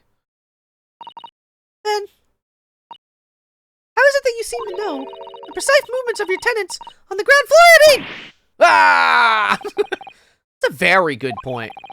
I can't imagine that you would hear noises from the ground floor all the way up here. Is this old man like to spy on his tenants? Is that it? I say, I know what you're thinking. It's a bally outrage. I'm ex-military, don't you know? I don't go spying around on my tenants. Why would I? Then how did you know, Mr. Garadeb? It's a gas woman. The gas tells me everything. The gas? Speaking gas.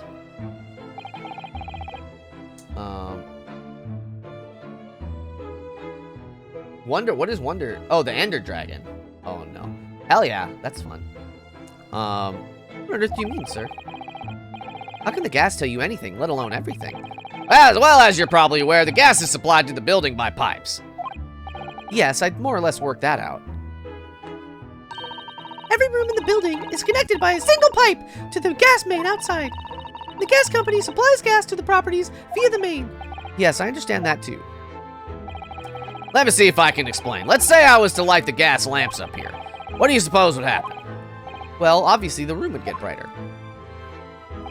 Exactly, but at the same time, the lights in all the other rooms of the house would dim for a moment.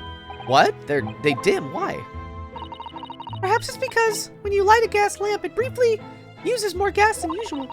And that reduces the amount of gas in the pipe for the other lamps that are connected to it. That might explain why the other lamps dim momentarily, mightn't it? Yes, of course, because everything's connected to a single supply pipe. Is that supposed to happen, though? It sounds rather undesirable. Jolly good point. Fact is, the gas company's pipes in these parts are pretty hopeless. Long worn out.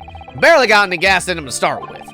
Opposite's also true, of course. Extinguish the lamps up here and they glow brighter in the rest of the house. Oh, Ah, right, I see. So by watching the flickering of the lamps in one room, you can determine what's happening elsewhere.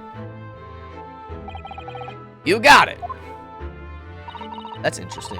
Oh, of course, because when people come back in the evening and before they go to sleep at night, what they're guaranteed to do is either light or put out their lamps and fires. Clever. In point of fact, the room on the ground floor and the one above it use slightly different amounts of gas. By watching the lights in here closely, I can work out almost exactly what's going on in the whole house. Gosh, that's fascinating, Mr. Garrideb. Absolutely fascinating. Oh, well, nothing to it, really. And I can't really see that it's going to help us with the case either. I doubt that very much. We've spent a long time explaining it, so what I'd like to know is why Mr. Garrideb is so interested in what his tenants are up to in the first place. I feel like there's more to it than idle curiosity. Well, we've done as much investigating here as we can, I think.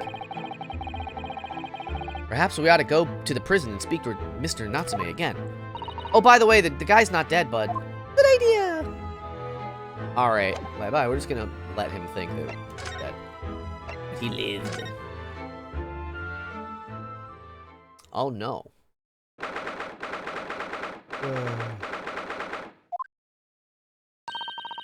Look, Mr. Naruhodo. Mr. Natsume, have the police finished questioning you, yo? Welcome, student, Mr. Naruhodo, Esquire. Oh, yes? What is he? Tell me. Is he a ghost? Is he here to haunt me? Let me guess. You're talking about Mr. Sholmes? He actually calls himself a great detective, Mr. Natsume, not a ghost. But his diabolic deductions, they're not of this world. They've left me. Ah! Cursed! I'm cursed, I tell you. Well, that sort of hurts. Oh, this is a new song, too. Credit where credit is due, Mr. Naruhodo. You were heavily involved in the deduction, too. Yes, moving on. We have some wonderful news. Oh? The victim that we all thought was dead has come back to life again. Oh, is he not happy about that? Now, in the absolutely worst case, you can only be tried for attempted murder. That's great, isn't it, Mr. Natsume? It's terrible. Oh.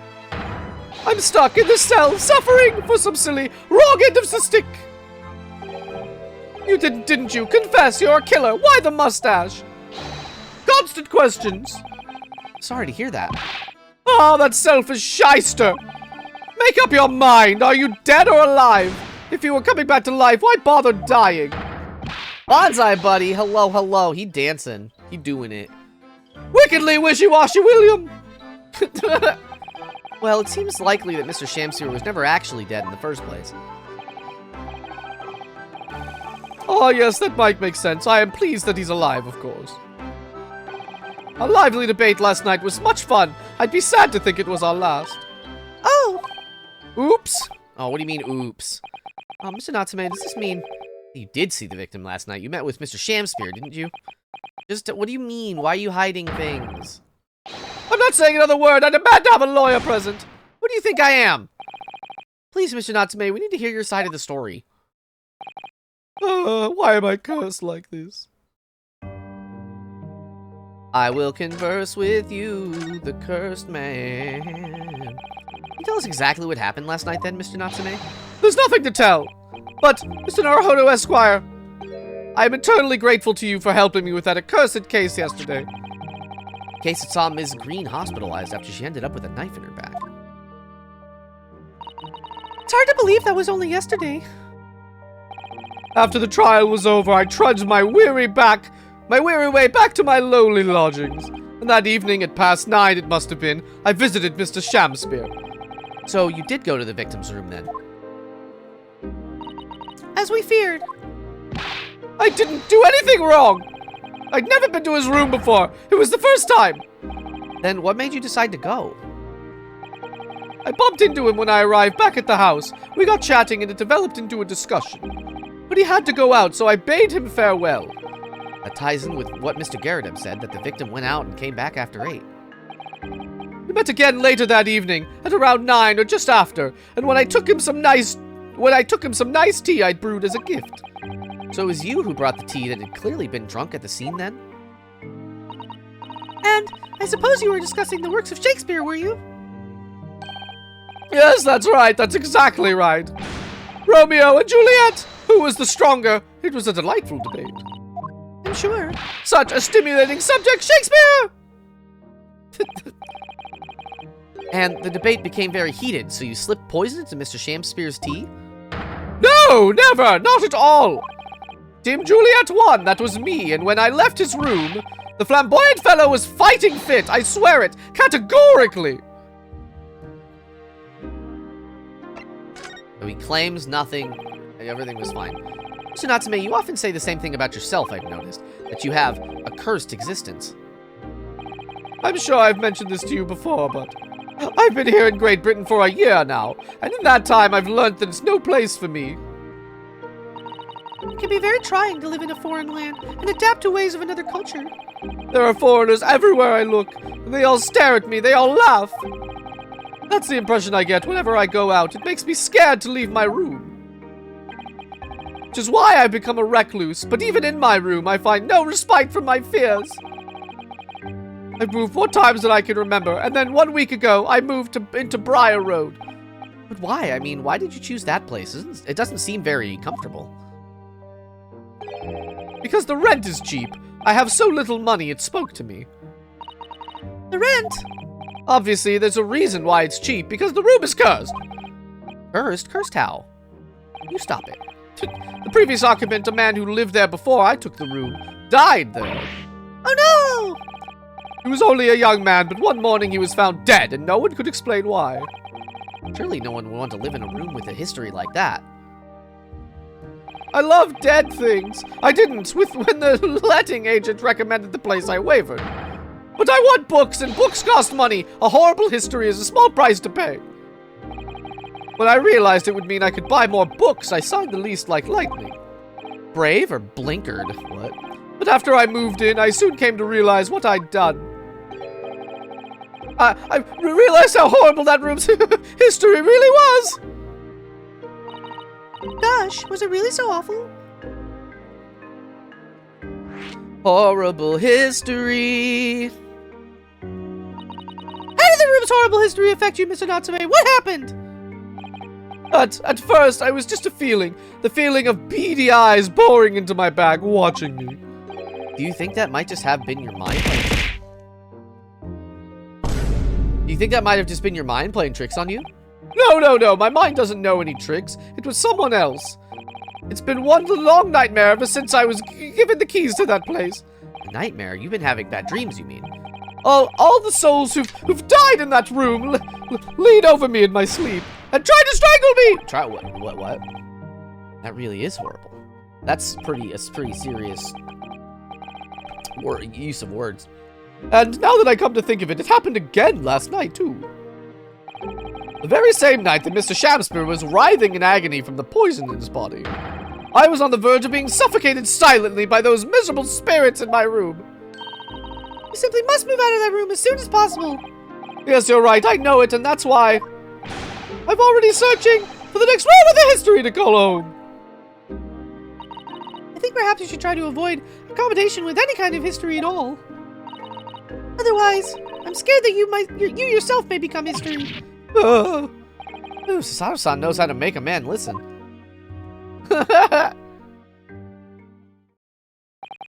Of course, Mr. Lord of the Manor is worried about the curse on my room as well. I mean, Mr. Garrideb.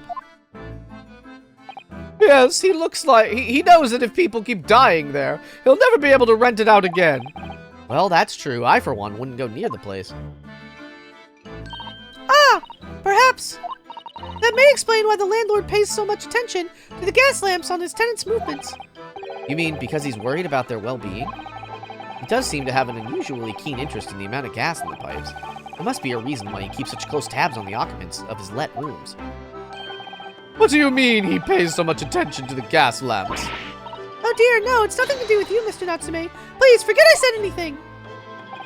Oh, now you're talking about me behind my back as well. What's important is that Mr. Shamspear isn't in fact dead at all. He's once come around and... once he's come around and he's able to tell us what happened, you'll be able to get you released. Yes, please. Oh, I do hope you're right. Ahem, excuse me. Oh, it's him.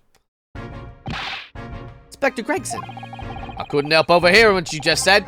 And on that note, I have some good news and some bad news. Oh. What you want first? Always, every time, the bad news comes first. When hope is all you have, hold on to it. That's my guiding principle. Right, well, in that case, the good news it is. No. Oh? Sorry, but it's just a lot easier to explain everything that way. Then why did you ask me my preference? As you might have heard, the victim, Mr. Shamspear, was just unconscious. He's come around now. Yes, we saw it happen in all its terrifying glory. He's still being treated by his doctors, but we managed to get a written statement from him already. Oh, isn't that wonderful, Mr. Natsume? Oh, thank goodness. It's all over then. I can leave this somber cell. Sorry, no, that's not on the cards. What? Why ever not, Inspector? Mr. Shamspear has implicated someone as being responsible for what happened last night. Implicated someone? Oh dear. You don't mean... I'm sorry to say I do, yes. He's pointed the finger at you, Mr. Natsume. Ah! Well, sweet poison, did he seeketh to end my life? That wicked caitiff, Sasaki Natsume. No. Well, I'm afraid you'll be appearing in court as planned. We'll be wanting to make the necessary preparations. Uh-oh. Woo!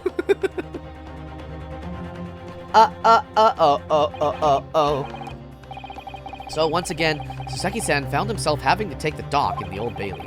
Whether his room was haunted or whether he just was terribly unlucky, I knew I had no choice. The following day, I would represent him in court, do my utmost to break the curse. That to be continued? There it is. It's too early for me to end stream, so let me just, we'll keep going. Let me look up, though, how long the next part is. Great Ace Attorney, spoiler-free walkthrough. Let me just kind of look and see how many things it's going to ask me to do. Okay, this is the first game. Doesn't look too long. We'll see. Maybe we'll just do 2. Maybe. I don't know. This does feel like a good place for a bathroom break, though, so I will do that. Alright, I will let the music play so you're not in silence. Yeah, baby. Alright, I will be right back. I love you all. One moment.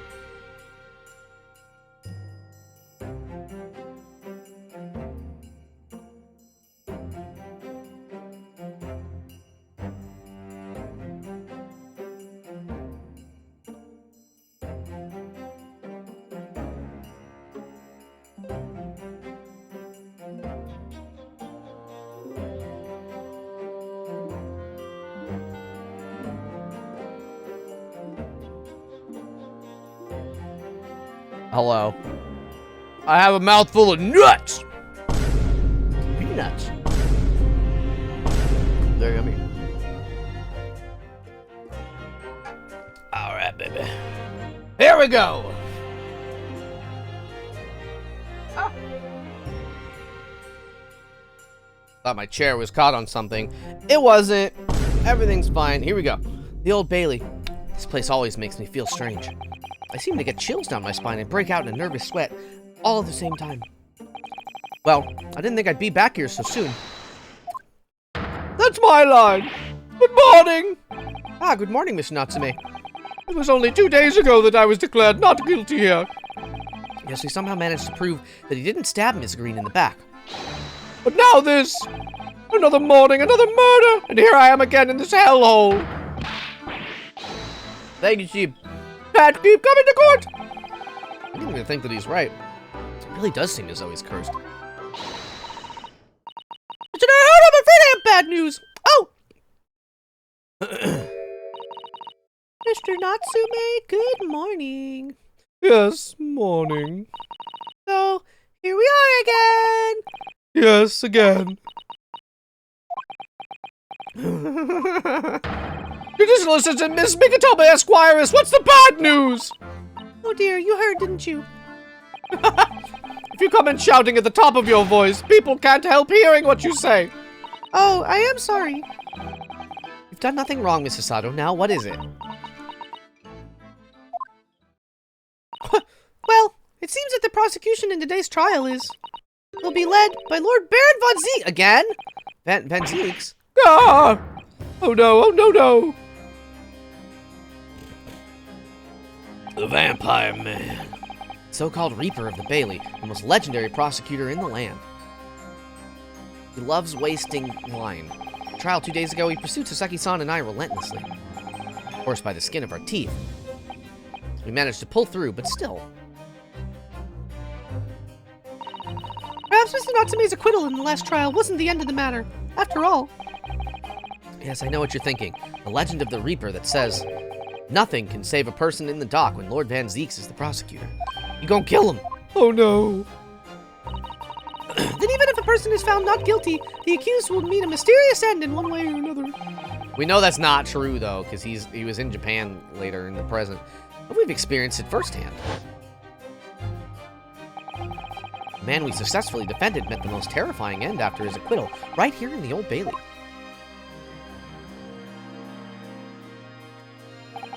Ah, do I have to put up with those ice-cold eyes boring into my soul again? Cursed by evil spirits and now by the Reaper. Pair of petrifying perils, potentially. Well, if it's potentially, at least you appear to have hope, Mr. Natsume. Locum student, Mr. Naruto Esquire. Ah, yes. I'm innocent, you have to believe me. You more than anyone now. Don't worry, I'll be your steadfast ally every step of the way in this battle, I promise. This promises to be a hard battle, I fear.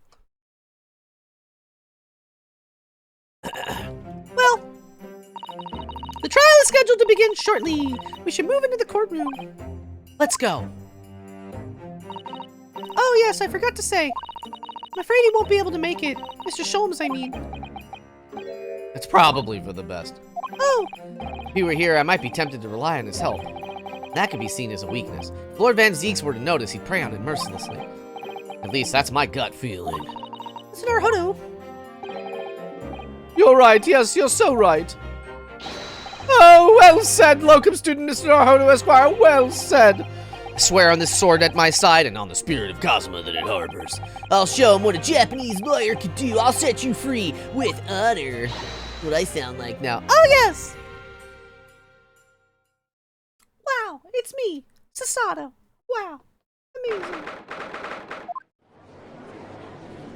Oh, it's that guy again. There's so many of the same jurors. In the name of the Majesty the Queen, I hereby declare this court to be in session.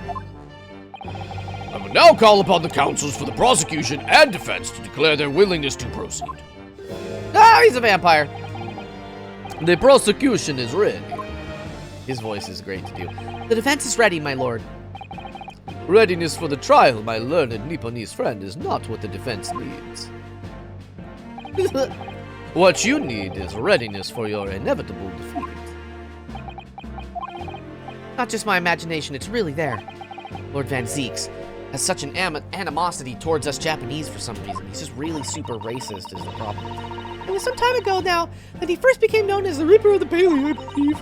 These past few years, he hasn't appeared in court at all. Yet now he's back in the courtroom, though for some reason, only when I'm defending. This Reaper, with his curious disdain for us Japanese, is a prosecutor shrouded in mystery. And also, he's definitely a vampire. He's for sure a real vampire. Still, this isn't the time to be pondering that. I have to concentrate on Soseki-san's trial. Furthermore, I now call upon the 6 ladies and gentlemen of the jury. You have been chosen at random to represent the will of the people in this trial. Are you ready to fulfill your duty? Absolutely. I had a feeling this larrikin wasn't innocent before. It's all the same people. I must say, I feel especially ruthless on days when my hat refuses to sit right. And there's that guy. Oh, well, I'd rather know how you're wearing your hat. I think the ruthless look is very fetching, actually. She's new. I need to be somewhere at 10 o'clock. I have a very important meeting. Let's make this quick. That guy, couldn't agree more. I need to take home 5 bob tonight or the missus will go through the roof. Oh, may the Lord show us all the light here and lead his flock to a righteous verdict. He's a surgeon, don't forget. The British jury system is so very different to our own, isn't it? Quite extraordinary to think that the power of judgment is in the hands of 6 members of the public, and that the judge can only pass sentence when all jurors are in agreement about the defendant's guilt. 6 citizens of London chosen at random, or at least that's the idea. The prosecution would draw attention to the fact that the accused was on trial here but 2 days before. Accordingly, where possible, the same jurors have been alright. The same jurors have been asked to return for duty today. So I think the wife, Mr. Garadeb's wife, got replaced by that other woman. Very well, let us commence the trial. Lord Van Zeeks, your opening statement, please. Ladies and gentlemen of the jury, it is not the intent of the prosecution to cast doubt over your past decision. However, the innocent verdict afforded to this eccentric Nipponese before has had dire consequences. Did the accused repent for his wrongdoing in that affair? Far from it. Instead, he used his freedom to perpetrate a most blood-curdling crime. Namely, that of the attempted murder of his neighboring lodger, an innocent Englishman. Hello! To explain the circumstances of the crime, the prosecution calls its first witness to the stand. Woo, baby! The detective responsible for investigating the scene and the accused himself. Boo boo boo boo. You don't usually put them on stand. Witnesses, your names and occupations, please. Yes, sir. Tobias Gregson, Detective Inspector at Scotland Yard's Homicide Division. Oh! Thank you for the oof. Soseki Natsume from the Empire of Japan. My government ordered me to come here as a student, study your language and culture. Mr. Natsume. Yes, my lord, sir. I'm quite sure I'm not mistaken. But you swore an oath never to set foot in my courtroom again. I remember it as if it were yesterday. The day before, in fact, my lord, but close enough. Believe me, this is the last place I want to be. Inspector, let's hear from you first. Explain the case for the court. Right you are, sir. The incident occurred at the Garadeb household, where the defendant has lodgings. In the ground floor room of the victim, Mr. William Shamspeare, the defendant was already admitted to visiting the victim on the night in question. Mr. Shamspeare collapsed in his room as a result of poisoning by, strychnine? Strychnine. He was found the following morning when the landlord, suspecting something was wrong, broke down the door.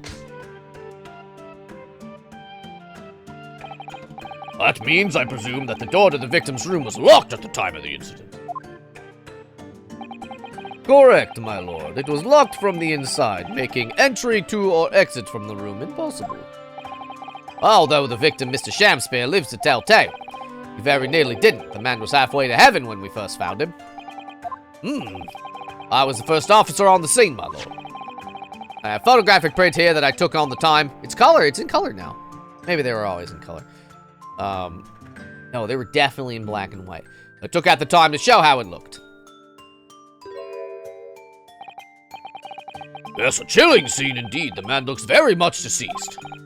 That's right. Everyone present believed that's exactly what he was. Very well. I shall accept this photographic print as evidence for the court. The crime scene. Now, I just noticed a big-ass puddle over there, like, what do we got? What's going on with this? What's that? What's this? What's happening here? You know what I mean? I don't remember seeing that before. Mr. Natsume. Ah, yes. As the defendant, do you have anything to say at this juncture? They're haunted. Haunted by evil spirits. Gracious! What's haunted? My lodgings! There's been a whole series of strange happenings in my lodgings. The tenant before me died in mysterious circumstances. A woman was stabbed by no one on the street outside. My neighbor was poisoned. And me? What about me? I've nearly been killed countless times. Killed, Mr. Natsume, how? Even on that fateful night it happened. When I returned from Mr. Shamspeare's room, I lit my gas stove and climbed into bed, but before long, the stove went out, and somebody tried to kill me. You must always extinguish all fires before retiring for the night, Mr. Natsume. But it's so cold, my runny nose would freeze. The point is, I didn't poison my neighbor. Oh, why am I being accused of this? Why is my existence so cursed? Thank you, witnesses. I believe I have a reasonably clear picture of events. If I could raise one more point, my lord, one more conclusive point. Conclusive? Go on. I love things that are conclusive. Fortunately, the victim, Mr. Shamspeare, has regained consciousness after his ordeal, and he has named the true culprit. The poison consumed by the victim was administered in the cup of tea that he drank on the night in question. Tea, my lord, that was brought to the victim's room by the accused.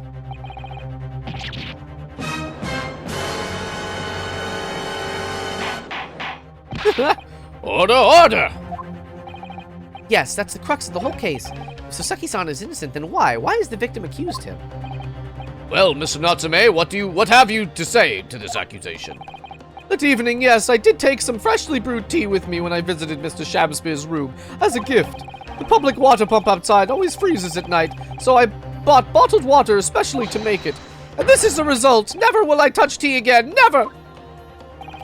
Public pump was frozen, you say? That's not information we've heard before. That will do, thank you. Now, according to our laws, the defense must have the opportunity to cross-examine witnesses at least once. Therefore, I call upon these witnesses now for a formal testimony. I presume the prosecution has no objection. None whatsoever, my lord. Good, then you will give your account of events on the night in question to the court now. Yes, my lord! He's such a goober. It was around 9 o'clock that evening when I visited my neighbor, and I took some tea with me as a gift. We had a heated literary debate over a nice hot drink, after which I went back to my room at around 11. Ah! My tea was completely harmless. He couldn't have locked the door behind me otherwise, could he? Strychnine takes some time to have effect on the body. People don't keel over immediately after taking it. The victim would have been perfectly able to lock the door after his guest left. The argument still stands. Uh-oh. Yes, I see.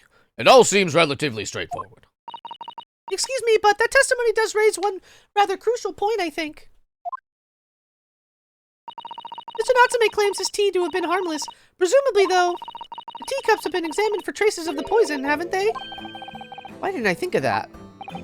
Well, as it happens, no. Something on my mind. There is. As it happens, no, we haven't been able to. Did I hear you correctly, Inspector? Scotland Yard has failed to examine the suspect's substance. How could you have overlooked something so important? Isn't that the first thing you should have done? My learned Nipponese friend is falsely incensed.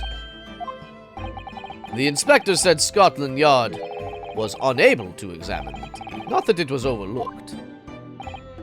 Oh, because we took the cups. It's simple enough. There was none left. Not a drop. Someone must have been very thirsty indeed. With current scientific techniques, it's not possible to test for poison under such circumstances. Oh. We'd only need a drop, but that one drop does actually have to exist, funnily enough. The lack of examination notwithstanding, appears nothing other than the tea passed the victim's lips on the night in question. I see, thank you. The matter is clear. Cast your eyes over the jury, my learned friend. I'll cast them. What? You can see it in their faces, I'm sure, the recognition of the accused guilt. Your client's fate is all but sealed. In mere moments from now, you will lose, and your compatriot will be damned for all eternity. He's right. I can feel all 6 of the jurors looking daggers at me. Ah, he's so wiggly. But I can't let them beat me now. Beat me down. I won't. Counsel for the defense, proceed with your cross-examination. Yes, my lord.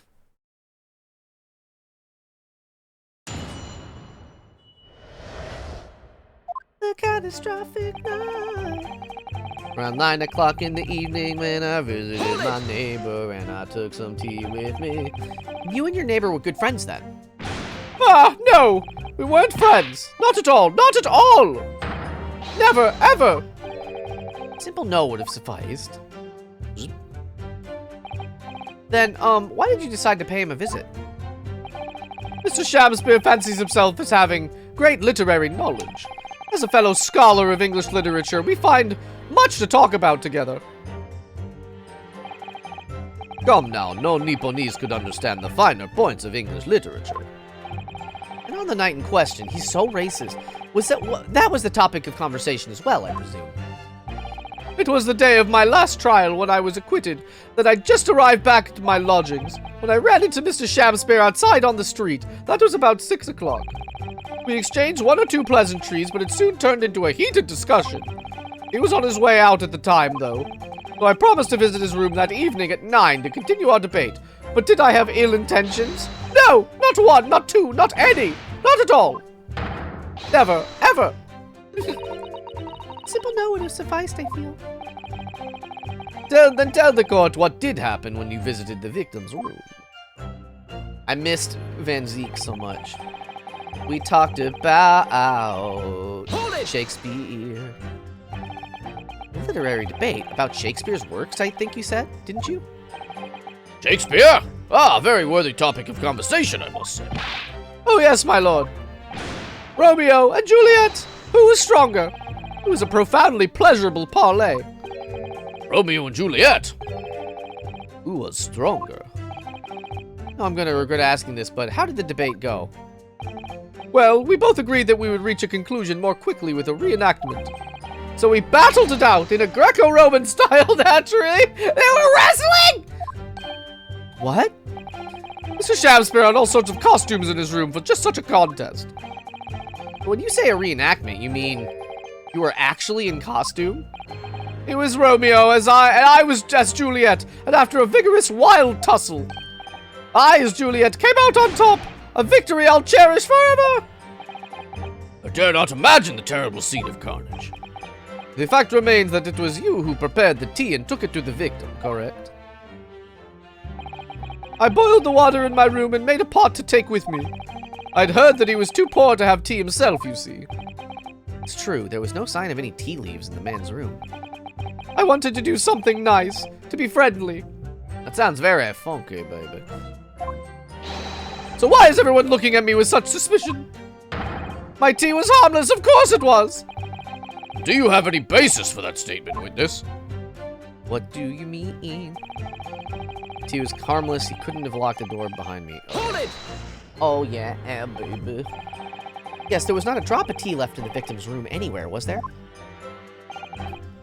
That's correct. Anyone would think the fellow had never had a pot of tea before. He must have licked it dry. Which is a pity, because 1 drop is all we would have needed to analyze it for poison. And you say that you returned home to your room at 11 o'clock, Mr. Natsume? Yes, definitely. By heaven and earth, I swear it. The landlord was able to verify that as it happens. He confirmed that the defendant went back to his room at 11 that night. How was the landlord able to attest to this? The, said it was the lamps, I believe. The lamps, Inspector. Tenants return to their rooms and start using gas. The lamps in the other parts of the house flicker. Yes, Mr. Garrett seems to pay a lot of attention to the comings and goings of his tenants. There's only one key to Mr. Shamspeare's room. I know that for certain. So he must have locked the door himself from inside this room. The victim has confirmed that to be the case, yes. So I'm right. My tea was harmless, completely harmless. You take poison, you die. Everyone knows that. It's not that simple, I'm afraid. What do you mean? Strychnine takes some time to have an effect on the body. People don't keel over immediately after Hold it! How long does it take for symptoms to appear then? According to the coroner I was speaking to at the yard, about 30 minutes after the poison's consumed. Then the victim suffers violent convulsions, cramping and stiffness, and eventually dies from asphyxiation. There's a 30-minute interval between when the poison is ingested and the onset of symptoms. There seem to be a lot of different types of poison in the world, that's for sure. There's so much poisoning happening in this particular game. Oh dear, death by poisoning again. It's always so awful. 30 minutes is a long time. Certainly long enough for the victim to have locked the door behind the accused after he left. You can't deny that. And it further degrades Seki-san's alibi. I have the medical report from the doctor who examined the victim here, my lord. Spells it out, really. The accused is the only person who could have done it. Very well. The court will add this report to the court record as evidence. Let's look at that record, baby. I want to see it with my own eyes. Ooh. Oh yes, I see it here. Delayed onset of symptoms. Great. Show me that. Show me that. Not an autopsy report, but it's because they're alive, you see. Shakespeare 31. Ingestion of a small quantity of strychnine toxic effects, which is at 30 minutes after ingestion. High likelihood of the substance having been mixed with the tea the victim was drinking, but no sample could be obtained for testing. Poisoning incident occurred at around 1:30 a.m. What? 1:30 a.m. on 21st February, assessed from the victim's pocket watch. Appears to have been broken when the man collapsed after the delayed onset of symptoms. No container for the poison was found at 1:30.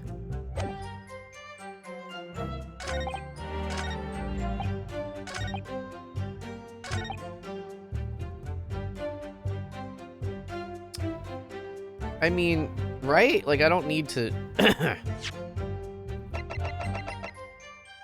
Objection! Really? Maybe I just need to press everything. Alright, thank you for the head pats. Alright, that's annoying, because that's definitely a problem. That's definitely not good.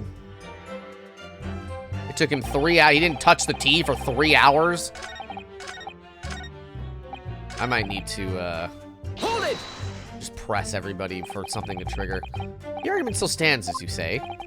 So what Mr. Natsume's been saying, isn't it? A pair of them drank tea together that night, so if there was poison in it, the victim wouldn't have been able to lock the door after the accused left later on. Exactly. Ah, me and my tea are innocent, sweet and innocent, I tell you. Ghost, hello! Thank you so much. I appreciate that. I'm afraid, sir, that doesn't follow. You see, strychnine is a slow-acting poison. In other words, it takes time for symptoms to appear. But you could have left the room up to 30 minutes after the victim drank the tea. As long as you did that, Mr. Shamspeare could have locked the door after you'd gone. But no! We drank the tea straight away! The battle over whether Romeo or Juliet was stronger, that came after the tea. Do you have any evidence to support that statement?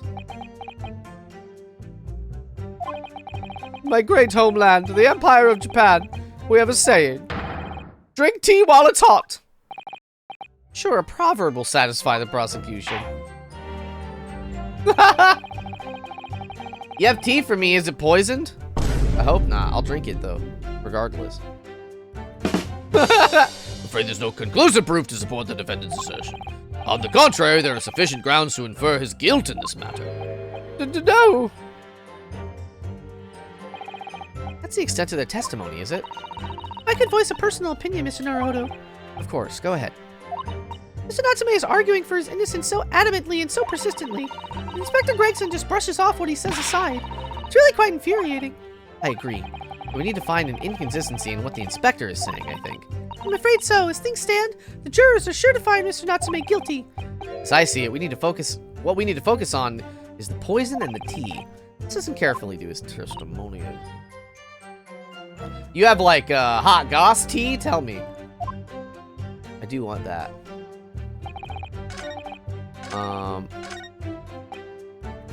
Okay, he has 2 things.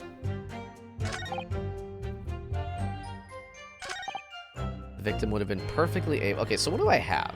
What do I have in this all inventory of mine?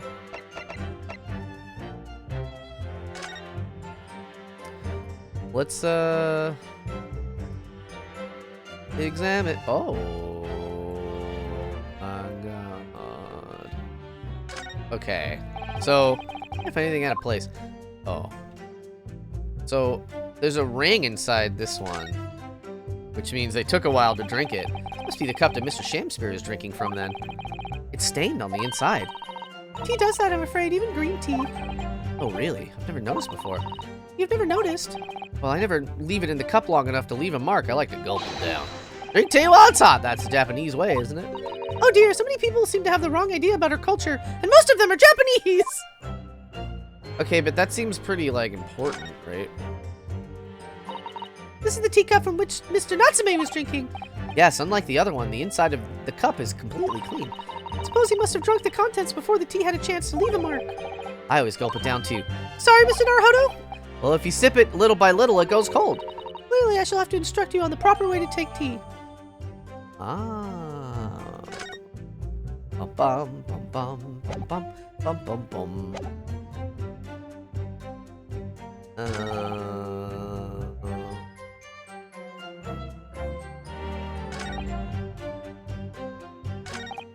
Yeah, okay, but I don't know if that's like the clue. What about the soap?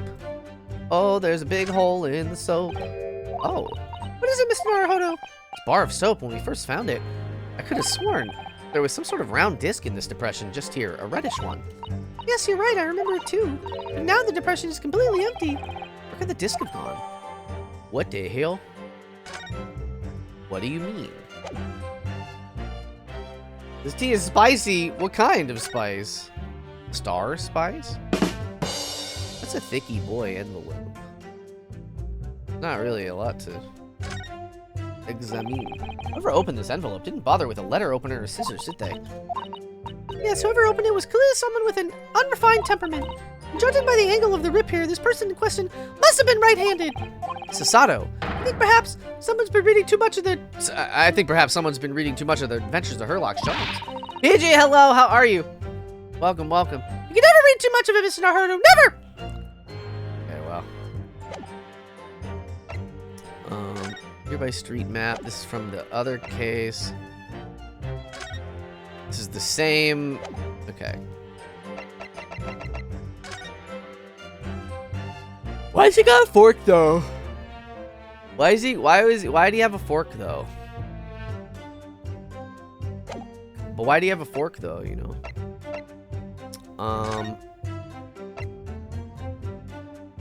30. Doing great. How are you? This game's going great. I'm having a dang old blast. It is difficult, however. It is a difficult time. Okay. So, the game told me to do something, but I guess that's not what I'm supposed to do. Yeah, he went back to... Oh, I think I had it. I had it right. I just, messed up about when he left. Oh, shoot. I'm a fool. Okay. I was... Okay. Objection! Yeah! He likes forks. What of it? Mr. Natsume, you say it was 11 p.m. when you left to return to your room, correct? Yes! And Inspector Gregson, can we rely on the information in the medical report unconditionally? Of course we can. There's no problem with that report, Sunshine. Actually, I think there's a very big problem. Because there's a chronological inconsistency between it and the defendant's testimony. A what? What are you on about? Use smaller words. I got a little tiny brain. T-cent? What do you mean T-cent? What are you talking about? What are you saying to me? According to this report, the victim must have consumed the poison at around 1:30 in the morning. And yet, the defendant, Mr. Natsume, left the victim's room at 11. Ah! I love it when he gets flustered. Yes, that's right. There's more than 2 hours of missing time there.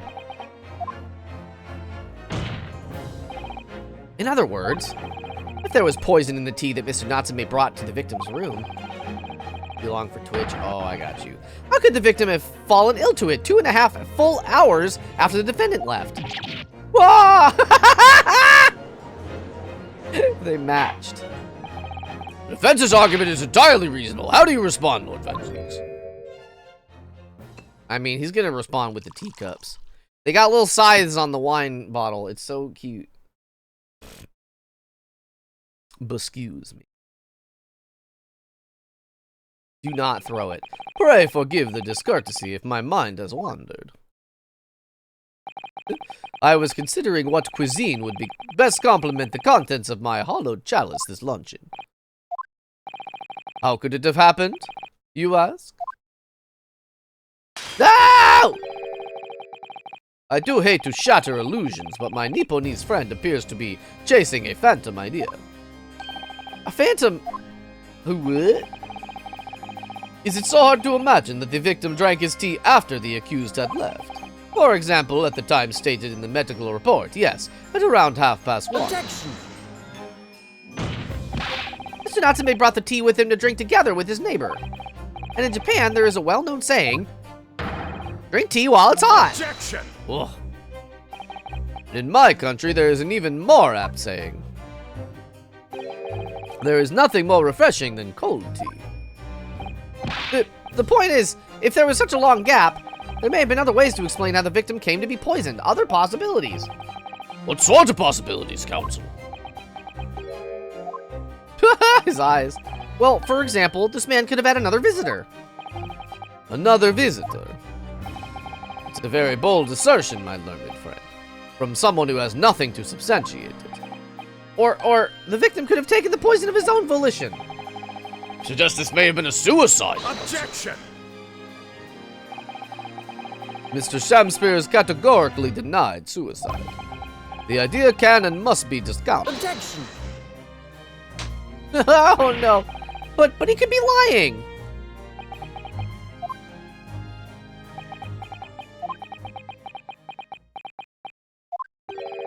Is something wrong, Lord Van Zieks? I was listening to the sound of the carriage pulling up outside the courtroom. Pray forgive the discourtesy. Carriage? What carriage? We get to interview the not deceased? It would seem that the key player in this case has just arrived. Yeah, I want to interview him.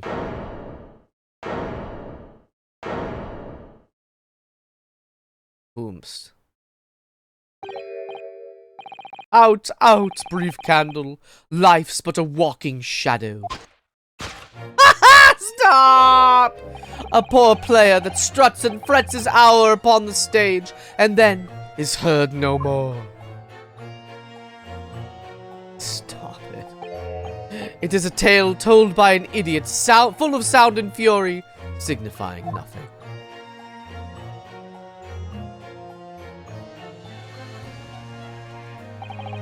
Who, sir, are you?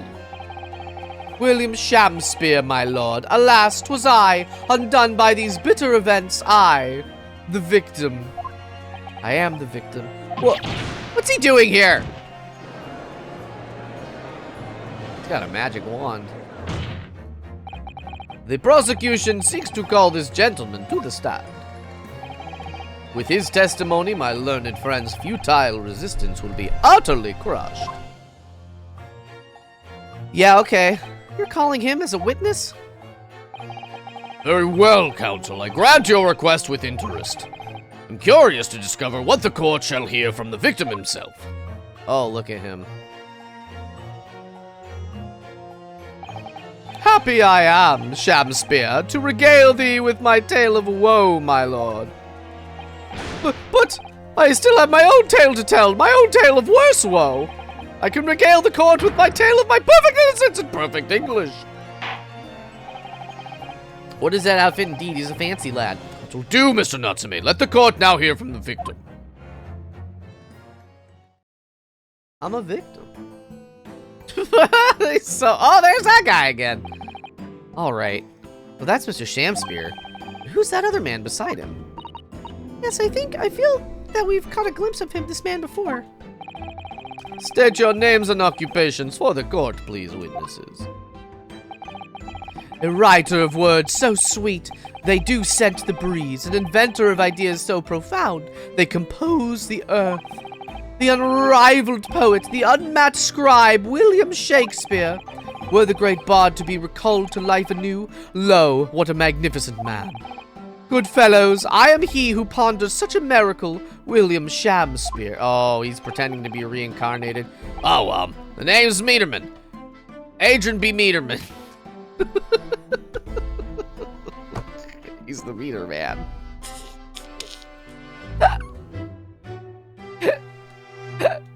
Adron B. Meterman. I don't know the first name. Adron. N-O-R...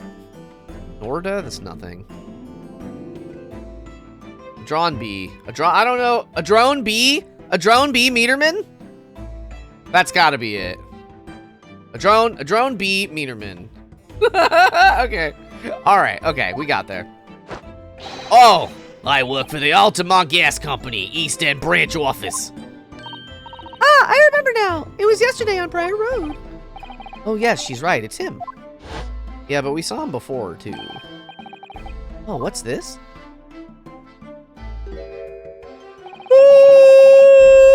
Excuse me. I'm so sorry. What's that man doing over there? That's a good question. He looks like he's trying to see into Seki-san's lodging. If he's checking the with this name, I mean, he was checking the meter, the gas meter. Something wrong, Mr. Naruhodo? Excuse me, could we have a word? Ah! Ah! Bye! See you never, except in court later. Yes, we spotted him outside Mr. Garadeb's house that morning. And he's a gas company employee? What does that have to do with this case? So, Mr. William Shamspear, you are the victim in this miserable affair, correct? Oh, heaven, oh, hell, do you command me to remember that sweet poison that didst cross me and cross mine innocent lips? I subpoenaed him for the trial, with his doctor's permission, naturally. Hearing the testimony of the aggrieved will remove any room for doubt from the jurors' minds, I'm sure. Behold, and you only had to rearrange the letters of my name to see that me's a seraph, an angel indeed. Thus I be noble of mind, sweet of nature, and verily honest of heart, as all heavenly angels be. Alright, bud. Because there isn't a less contrived meaning in your name. No, not at all. The jurors seem to be very moved by this man, I'm afraid. Oh my god. They're actually taking this seraph anagram idea seriously? People are stupid, I've learned. Thank you, witnesses, for your illuminating introductions. But my lord, what's the man next to Mr. Shamspear doing here? The gas man, I mean. What, me? Well, now. Allow me to enlighten my learned friend. You recall, I presume, your earlier impertinence, when you suggested that the victim had another visitor to his room on the night in question. And moreover, that the victim is a compulsive liar. What? No, I didn't quite say that. This young chin-stroker is here to controvert your wild claims conclusively. Is that not so, Mr. Meterman? Hang on, no. I'm just here. I hereby call for your formal testimonies. You will tell the court as lucidly as possible what happened on the night in question. One may smile and be a villain. Yes, it doth pain me, but let the truth be spoken, the truth of that wintry night of my discontent. He's like a Muppet, that guy.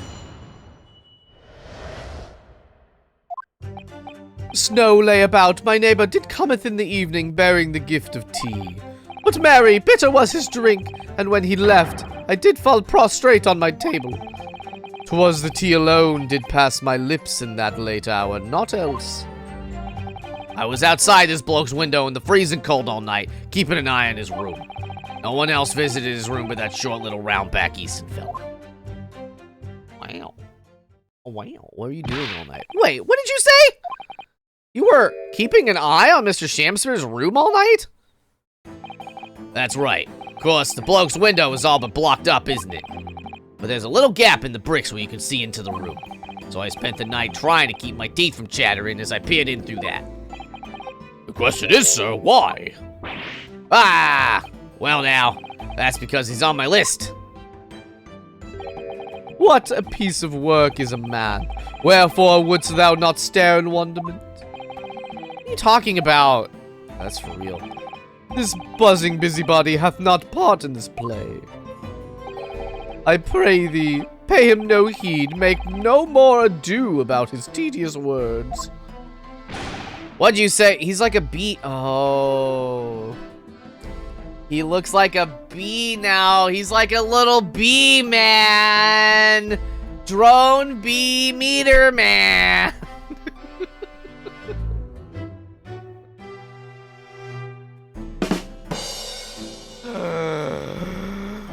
Oh my god, he's a bee. Everybody run for cover. The bee's gonna get. Look at that stinger. Look at that fat stinger. Oh my god. What'd you say about me? Calm yourself. This court is concerned with what happened on the night in question. Nothing more. Indeed, that is so. I know a thing or two about little bee man. What do you mean by that? What do you mean by that? What do you mean by that? Indeed, that is so. And, as the testimony we have just heard clearly reveals, there was no one else other than the accused present at the time who could have carried out this crime. He goes sting you, buzz buzz. Buzzy, buzzy, buzzy, buzzy, buzzy, boy. What if it was a drone bee meter man that did it? Well, I believe this may be the final testimony of the trial. That cannot be true. The defense may proceed with the cross-examination. Yes, my lord. I'm a little bee man. It's you, buzz buzz. Ouch. You got me. Are you poisonous? I'm gonna die.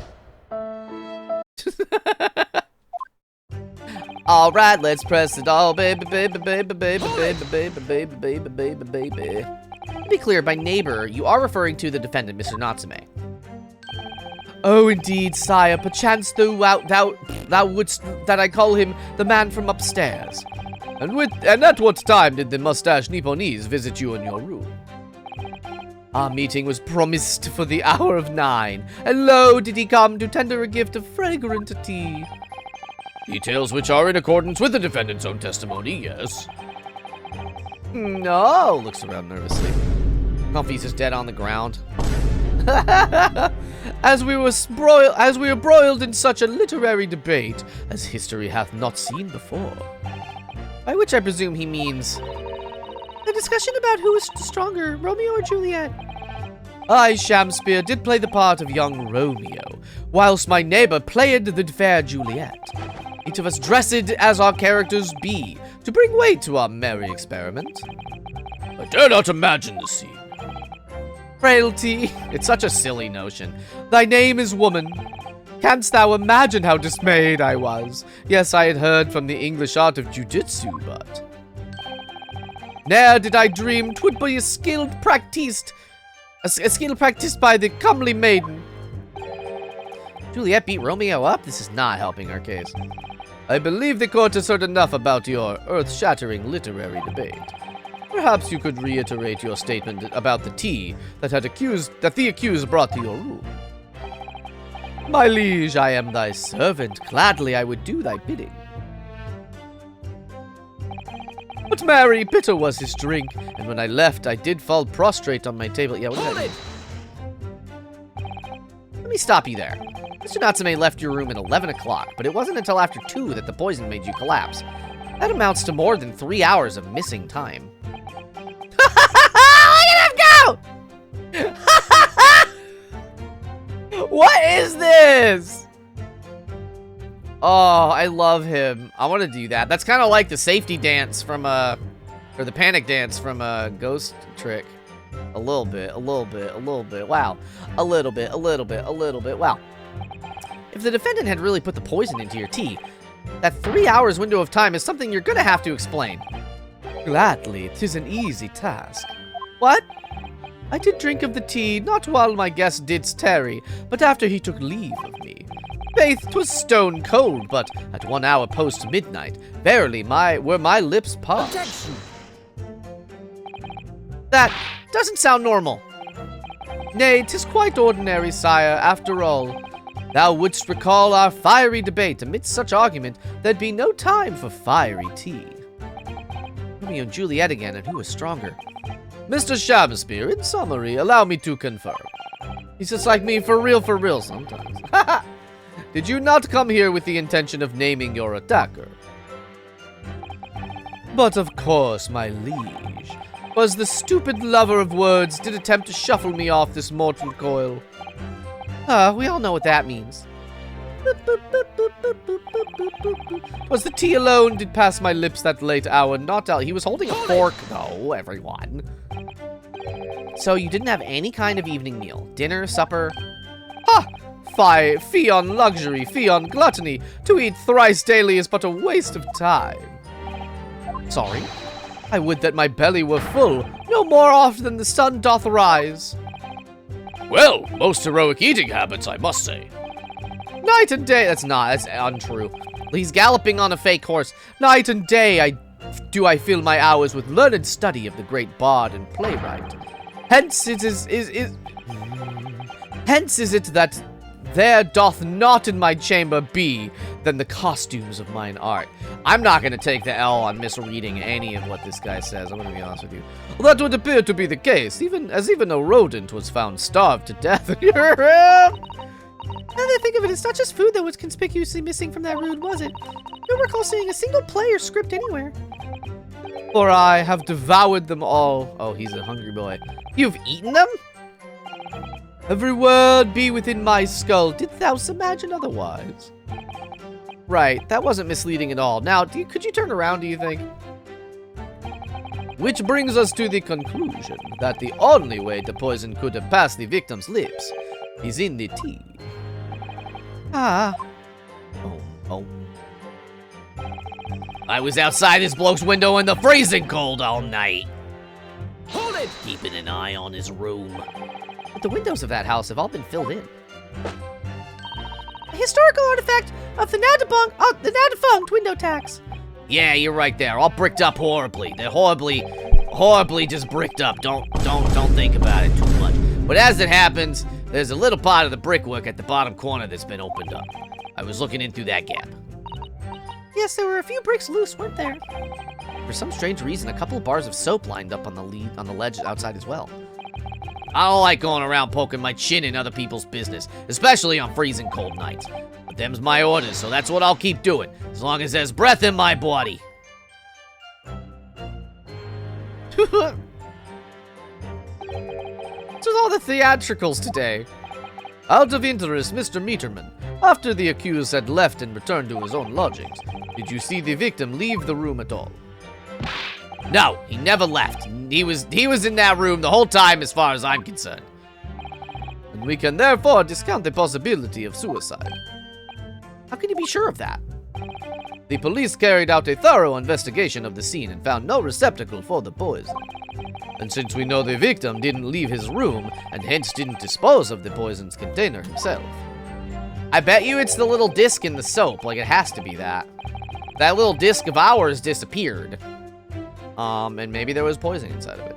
It's clear that this was no attempted suicide. Only the culprit could have removed the receptacle. Ah, yes. Lucidly explained, counsel. Thank you. It really was. You can't argue with the logic. No one else visited his room but that short little round-backed Easton fella.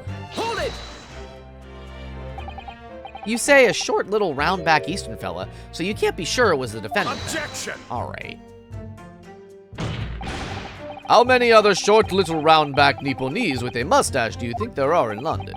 Well, of course, it's only a narrow gap and it was quite dark, so I didn't notice the mustache. But he showed up around 9, so I'm pretty sure myself.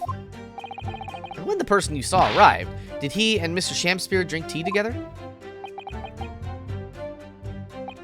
Nah, sorry, I couldn't say. Why not? Because I couldn't see into the room all that well, could I? What I did see was the silhouette of that little roundback fella wearing a pretty dress. Then the pair of them started some kind of wrestling match. I tell you, I didn't know what to make of it. Ah, They're just so ridiculous. I suppose that the Romeo and Juliet championship battle getting underway. That was what that was. Mr. Meterman, allow me to confirm one final time. Apart from the accused, can you state with certainty that no one else visited the victim on the night in question? No question, gas man's honor. Hold it.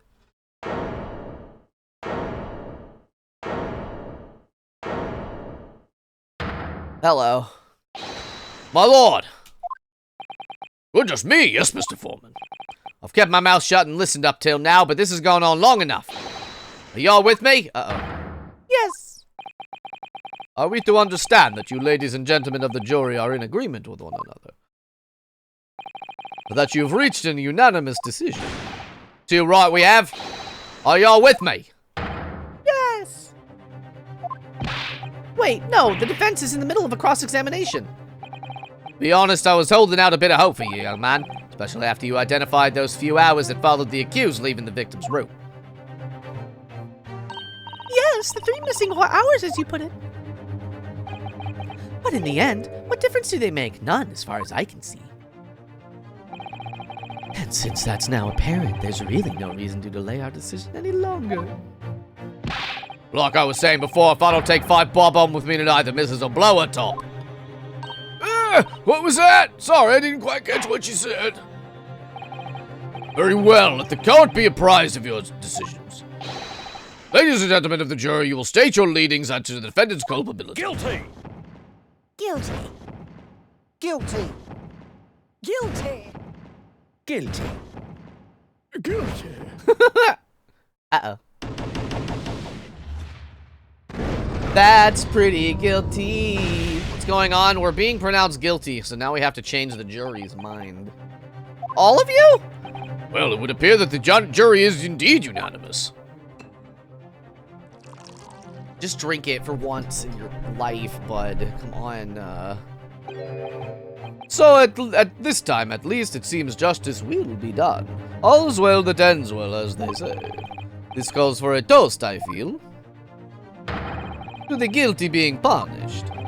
Hoo-ah! Bleh. Get up, Mr. Naruhodo, please! Trial isn't over yet! What do you mean, Sasato? Are you stupid? What about the information I found in this Encyclopedia of British Law I have? The obscure right that belongs to the defense in these situations, remember? Yeah, summation examination. Yes, that's right. We don't have a jury in Japanese courts, of course. But here in a British court of law, if we can reverse the decisions of the majority of the jurors, we can force the trial to continue. Y'all ever re-download a game you haven't played in years and forget how to do it? All the time! Hello, adventurer. This trial can't end now. Whatever it takes, I just can't let that happen. What? The defense moves to invoke its right to a summation examination, my lord. Why am I not surprised at my learned Nipponese friend's inability to admit defeat? You chose to cling desperately to some archaic rule you barely comprehend instead of accepting the truth. It always worked for me, bud. I don't know what you mean. Certainly no other defense counsel in recent times has exercised the right to a summation examination. Because they all know that once the jury's mind is set, it cannot be altered. That's just not true. You've seen it not be true so many times. I got Warframe. Man, people really like that game.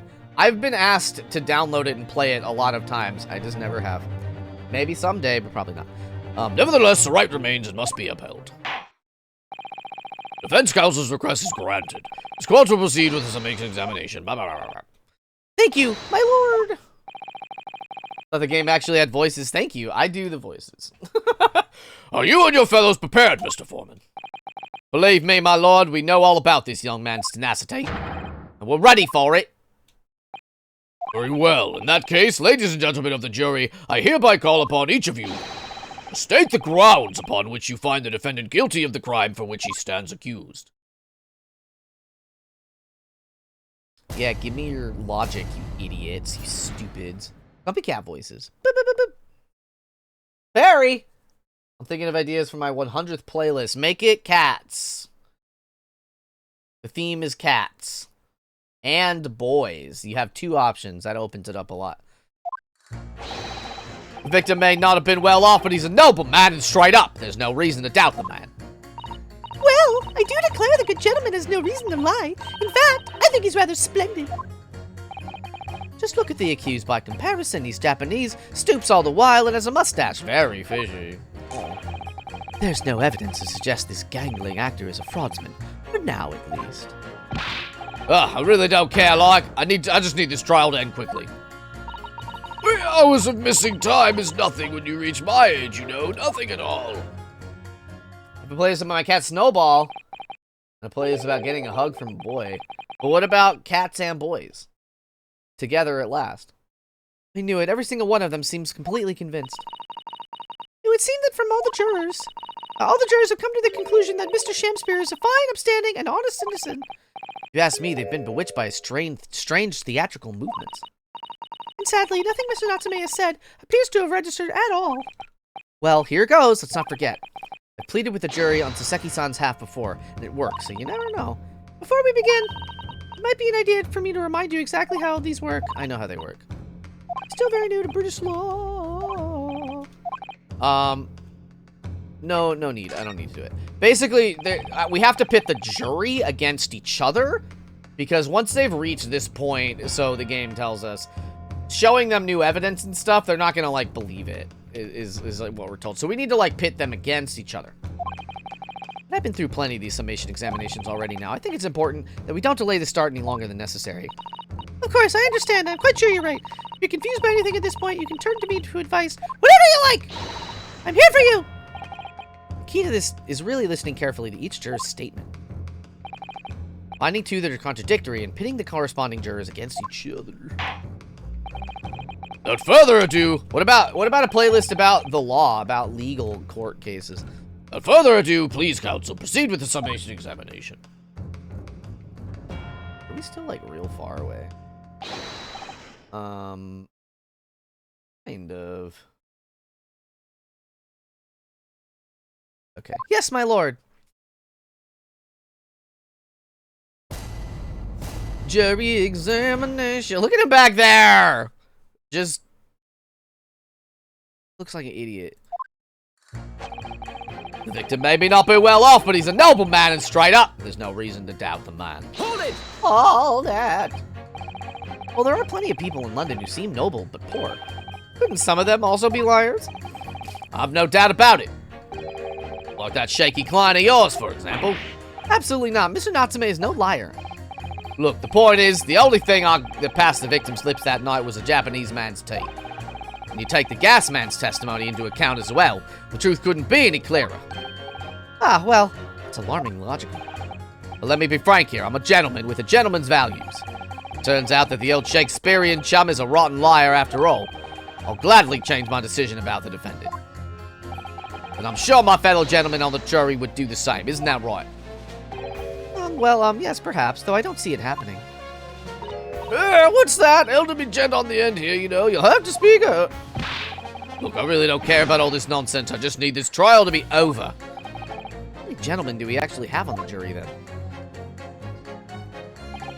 All right, sir, I may hold you to that. Don't forget what you said. Oh. All right. Well, I do declare that good gentleman has no reason to lie. Hold it! Are you saying you believe the man to be trustworthy because he's rather splendid? No, that's not what I said. The point is, the man is the victim here. What reason would he have to lie? And yes, he is rather splendid. So you say it again. Meanwhile, the man who stands accused behaves so suspiciously, it's exhausting to look at him. I'm afraid he's not splendid at all. Splendid logic there, madam. Thank you so much. Let's look at the accused by comparison. He's Japanese, stoops all the while, has a mustache, very fishy. No, not one of those things is a reason to find the man guilty. But he is fishy, there's no point dancing around the fact. He's Japanese, he has a mustache, and he stoops. You see, you arrive at the conclusion in just 3 steps. 3 steps, like a waltz, in fact. You know, the more I think about it, the more this trial seems like a dance. You seem to be several steps ahead of yourself, though. You're on the wrong foot. No, there's nothing but circumstantial evidence here. There's no actual proof of the defendant's guilt. Drifted by! Hello! Yeah, this game, the people in this game are racist. But the victim's version of events is backed up by what the big-chinned man next to him says, isn't it? Once he saw the Japanese man there, two. One, he saw the Japanese man there. Two, he saw no one else. And three, he saw the Japanese man there. Oh. That's another 3 steps. All this really does seem more and more like a waltz, doesn't it? Right, and the prosecution will waltz its way to victory if I let you speak much more. There's no evidence to suggest the gangling actor is a fraudsman. Hold it! Now what? What now what? A fraudsman? What do you mean by that, madam? It really is a most tiresome problem for the company, most irritating. We can be absolutely certain that a customer is stealing from us, but without hard evidence, we can't even threaten to take action for fear of being sued. Oh, does she work at the gas company? I'm sorry, you've lost me a little there. Who are you? I'm the wife of Augustus Altamont, owner of the Altamont Gas Company. Yeah, okay. Gracious, Altamont Gas, you say? Gas is the future of energy in this country and around the globe, but proper handling is essential. As I'm sure our employee from the East End branch office would be the first to agree. Absolutely, Lady Quinby. Gotta be used properly. Altamont Gas. Wait, I lost his voice. Absolutely, Lady Quinby. Gotta be used properly. Altamont Gas is the best in the world, of course. Did I get that scar? I think we may have solved the mystery of the bow from earlier, Mr. Naruto. Right, the bow. Right, he bowed in deference to his employer's wife, didn't he?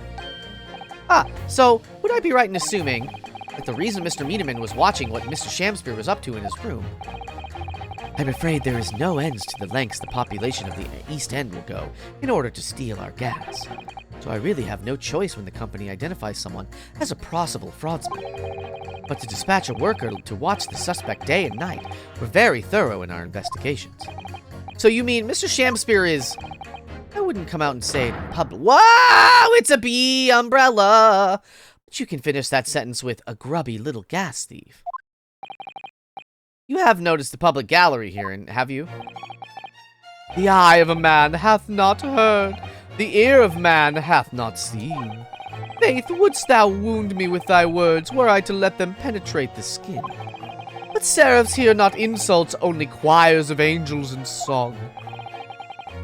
We may not have evidence yet, but my workers won't stop buzzing around you until they find it. When they do, you'll find yourself blasted back to your angelic heights in an Altamont gas explosion. So Mr. Shamspear has been stealing gas. I wonder, juror number 4, if you wouldn't mind adding that information to your statement. My pleasure. Was it the bit about ripping that thief apart you enjoyed? A little before the part about abject violence, if it's not too much trouble. Yes, of course. This could be it. This should shift the balance. He is a fraudster. The victim puts on a fine performance, but in reality, he's a common thief. My company's gas. Yeah, we're gonna pit. Yeah, pit him. Objection! There we go. Those two statements clearly contradict each other. Gracious! To whose statements do you refer, counsel? Juror number 1. What are you yelling about, lad? I presume you've heard juror number 4's statement, made by the wife of the owner of Altamont Gas. Well, yes. The victim, who you claim to be a noble, straight-up man, in fact, turns out to be a common thief. So the good lady says, but there's no evidence, is there? You and I both heard them say as much. It's true, we don't have evidence as such just yet. But the claims aren't baseless, you know. What? You are? You heard me. Seeing as his operation has already been compromised, I would suggest that the court hears testimony from our East End branch office employee over there. I'll do whatever you say, my lady. Gasman's honor.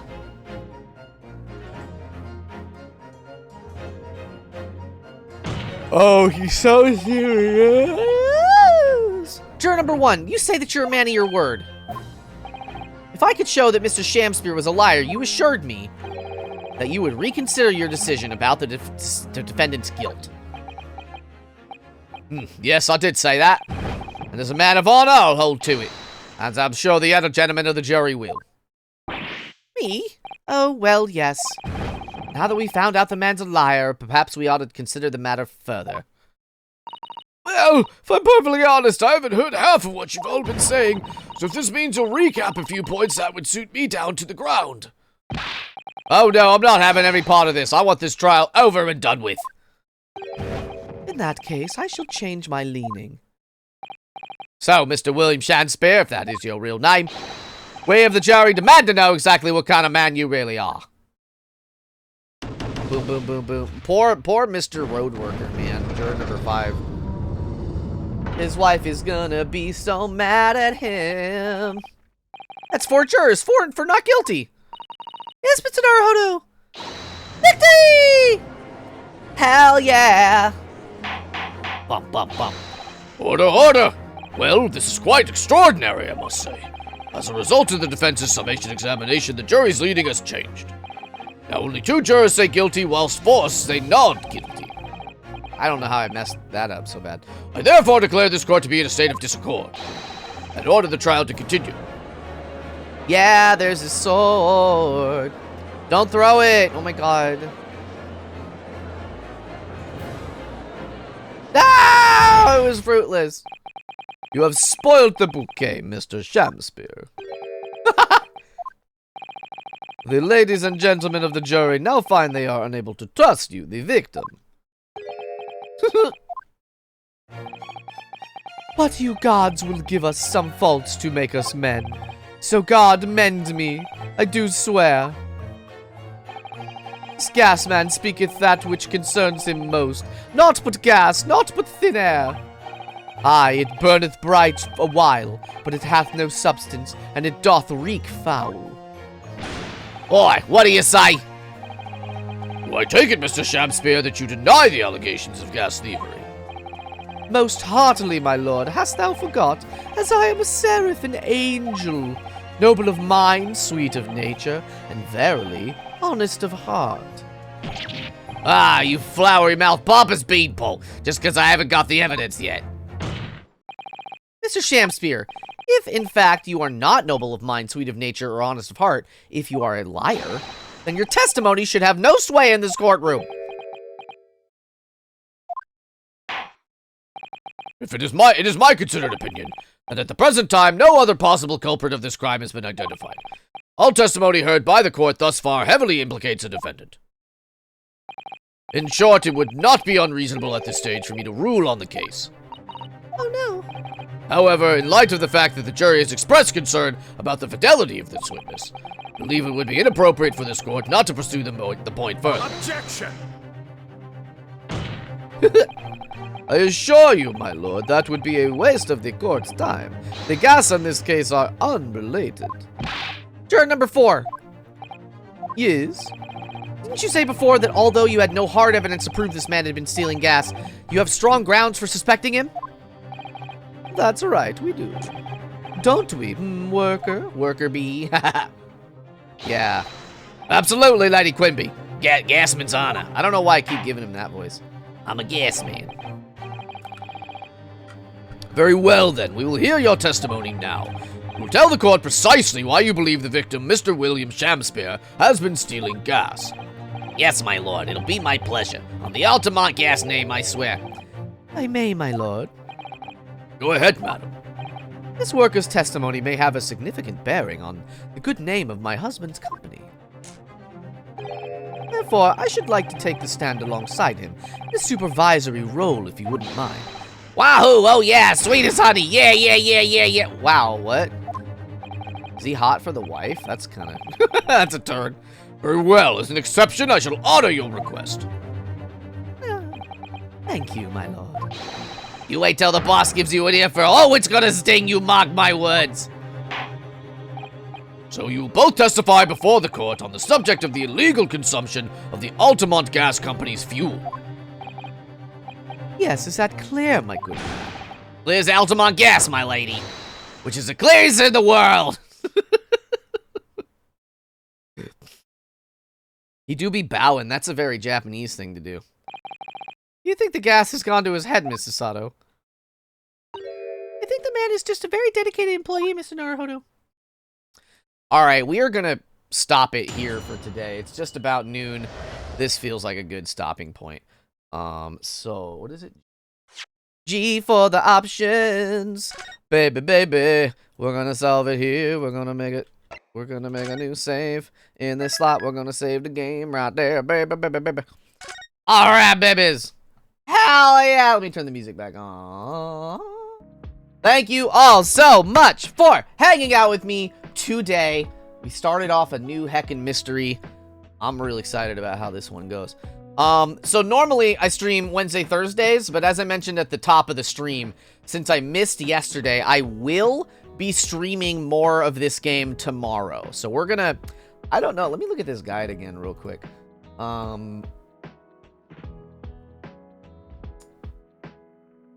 Oh. Yeah, I see. Okay. So this is a long, I don't know if we'll finish this case tomorrow, but we will do our dangdest to get as far as we can. It looks like there's a multiple new parts. So that's going to be tomorrow, 9 a.m. West Coast American time. We are going to find somebody to raid. And while I do that, I have a few links I would like to share with you all. We have, first and foremost, the link to my card. It is a one-shop stop to all things Comfy Catboy. If you want to find me on Twitter, Instagram, commission me for editing work, all that stuff lives there. Additionally, we have the link to my Discord. Beautiful place, full of lovely people. I would love, love, love to see you there. And then last but not least, we have the road to my various YouTube channels. I'm really mostly focusing on, how you say, the editing channel now, but I have other ones as well. I am planning, listen, I don't know if I'm going to do this for sure, but I have this burning idea to make a video about the second Sonic the Hedgehog movie on my main channel, because that is such a weird, crazy movie, and I can't really properly express the hows and the whys of it. But it do be hog wild, I tell you what. Not seeing like any of I think we're gonna make a new friend today. Let us go to just chatting. Let us see who's on the just chatting side of things. Ooh, ooh, ooh, ooh. You're not a VTuber. You're a human. Dang, I don't know. Whoa, this guy's like a wolf man with glasses. That's excellent. You know what? Actually, what if I look up great? Maybe there's another Great Ace Attorney. Hey, thank you, Cozy and Shark. I'm happy to do it as always. Oh, these players are Japanese. But this looks like, let me see where this person's at in the game. I think this would be the way. I think this would be the way. Ooh. Oh, there's a whole ad though, baby, baby, baby. I think this is the first, or the first game, I mean. Heck, this ad! I don't want 30 set, like, Twitch, get your house in order. This is such a bad way to do. I don't care about some movie that's happening in theaters. Yeah, this looks like the end of the first game. Yeah, we'll just do it. No, you know what, actually? I don't want to spoil y'all. We're just gonna raid, Kilikuma. I don't know them that well personally, but they are one of the main reasons I got started in VTubing. Thank you for your patience, everybody. I just want to take y'all somewhere nice. If you are a subscriber, this is our raid message. You can copy and paste this once we get there. I love you all to pieces again. I'll be back tomorrow, 9 a.m. West Coast American time, for more Ace Attorney. I love you all. We'll see you then. Goodbye. Bye, bye, bye, bye.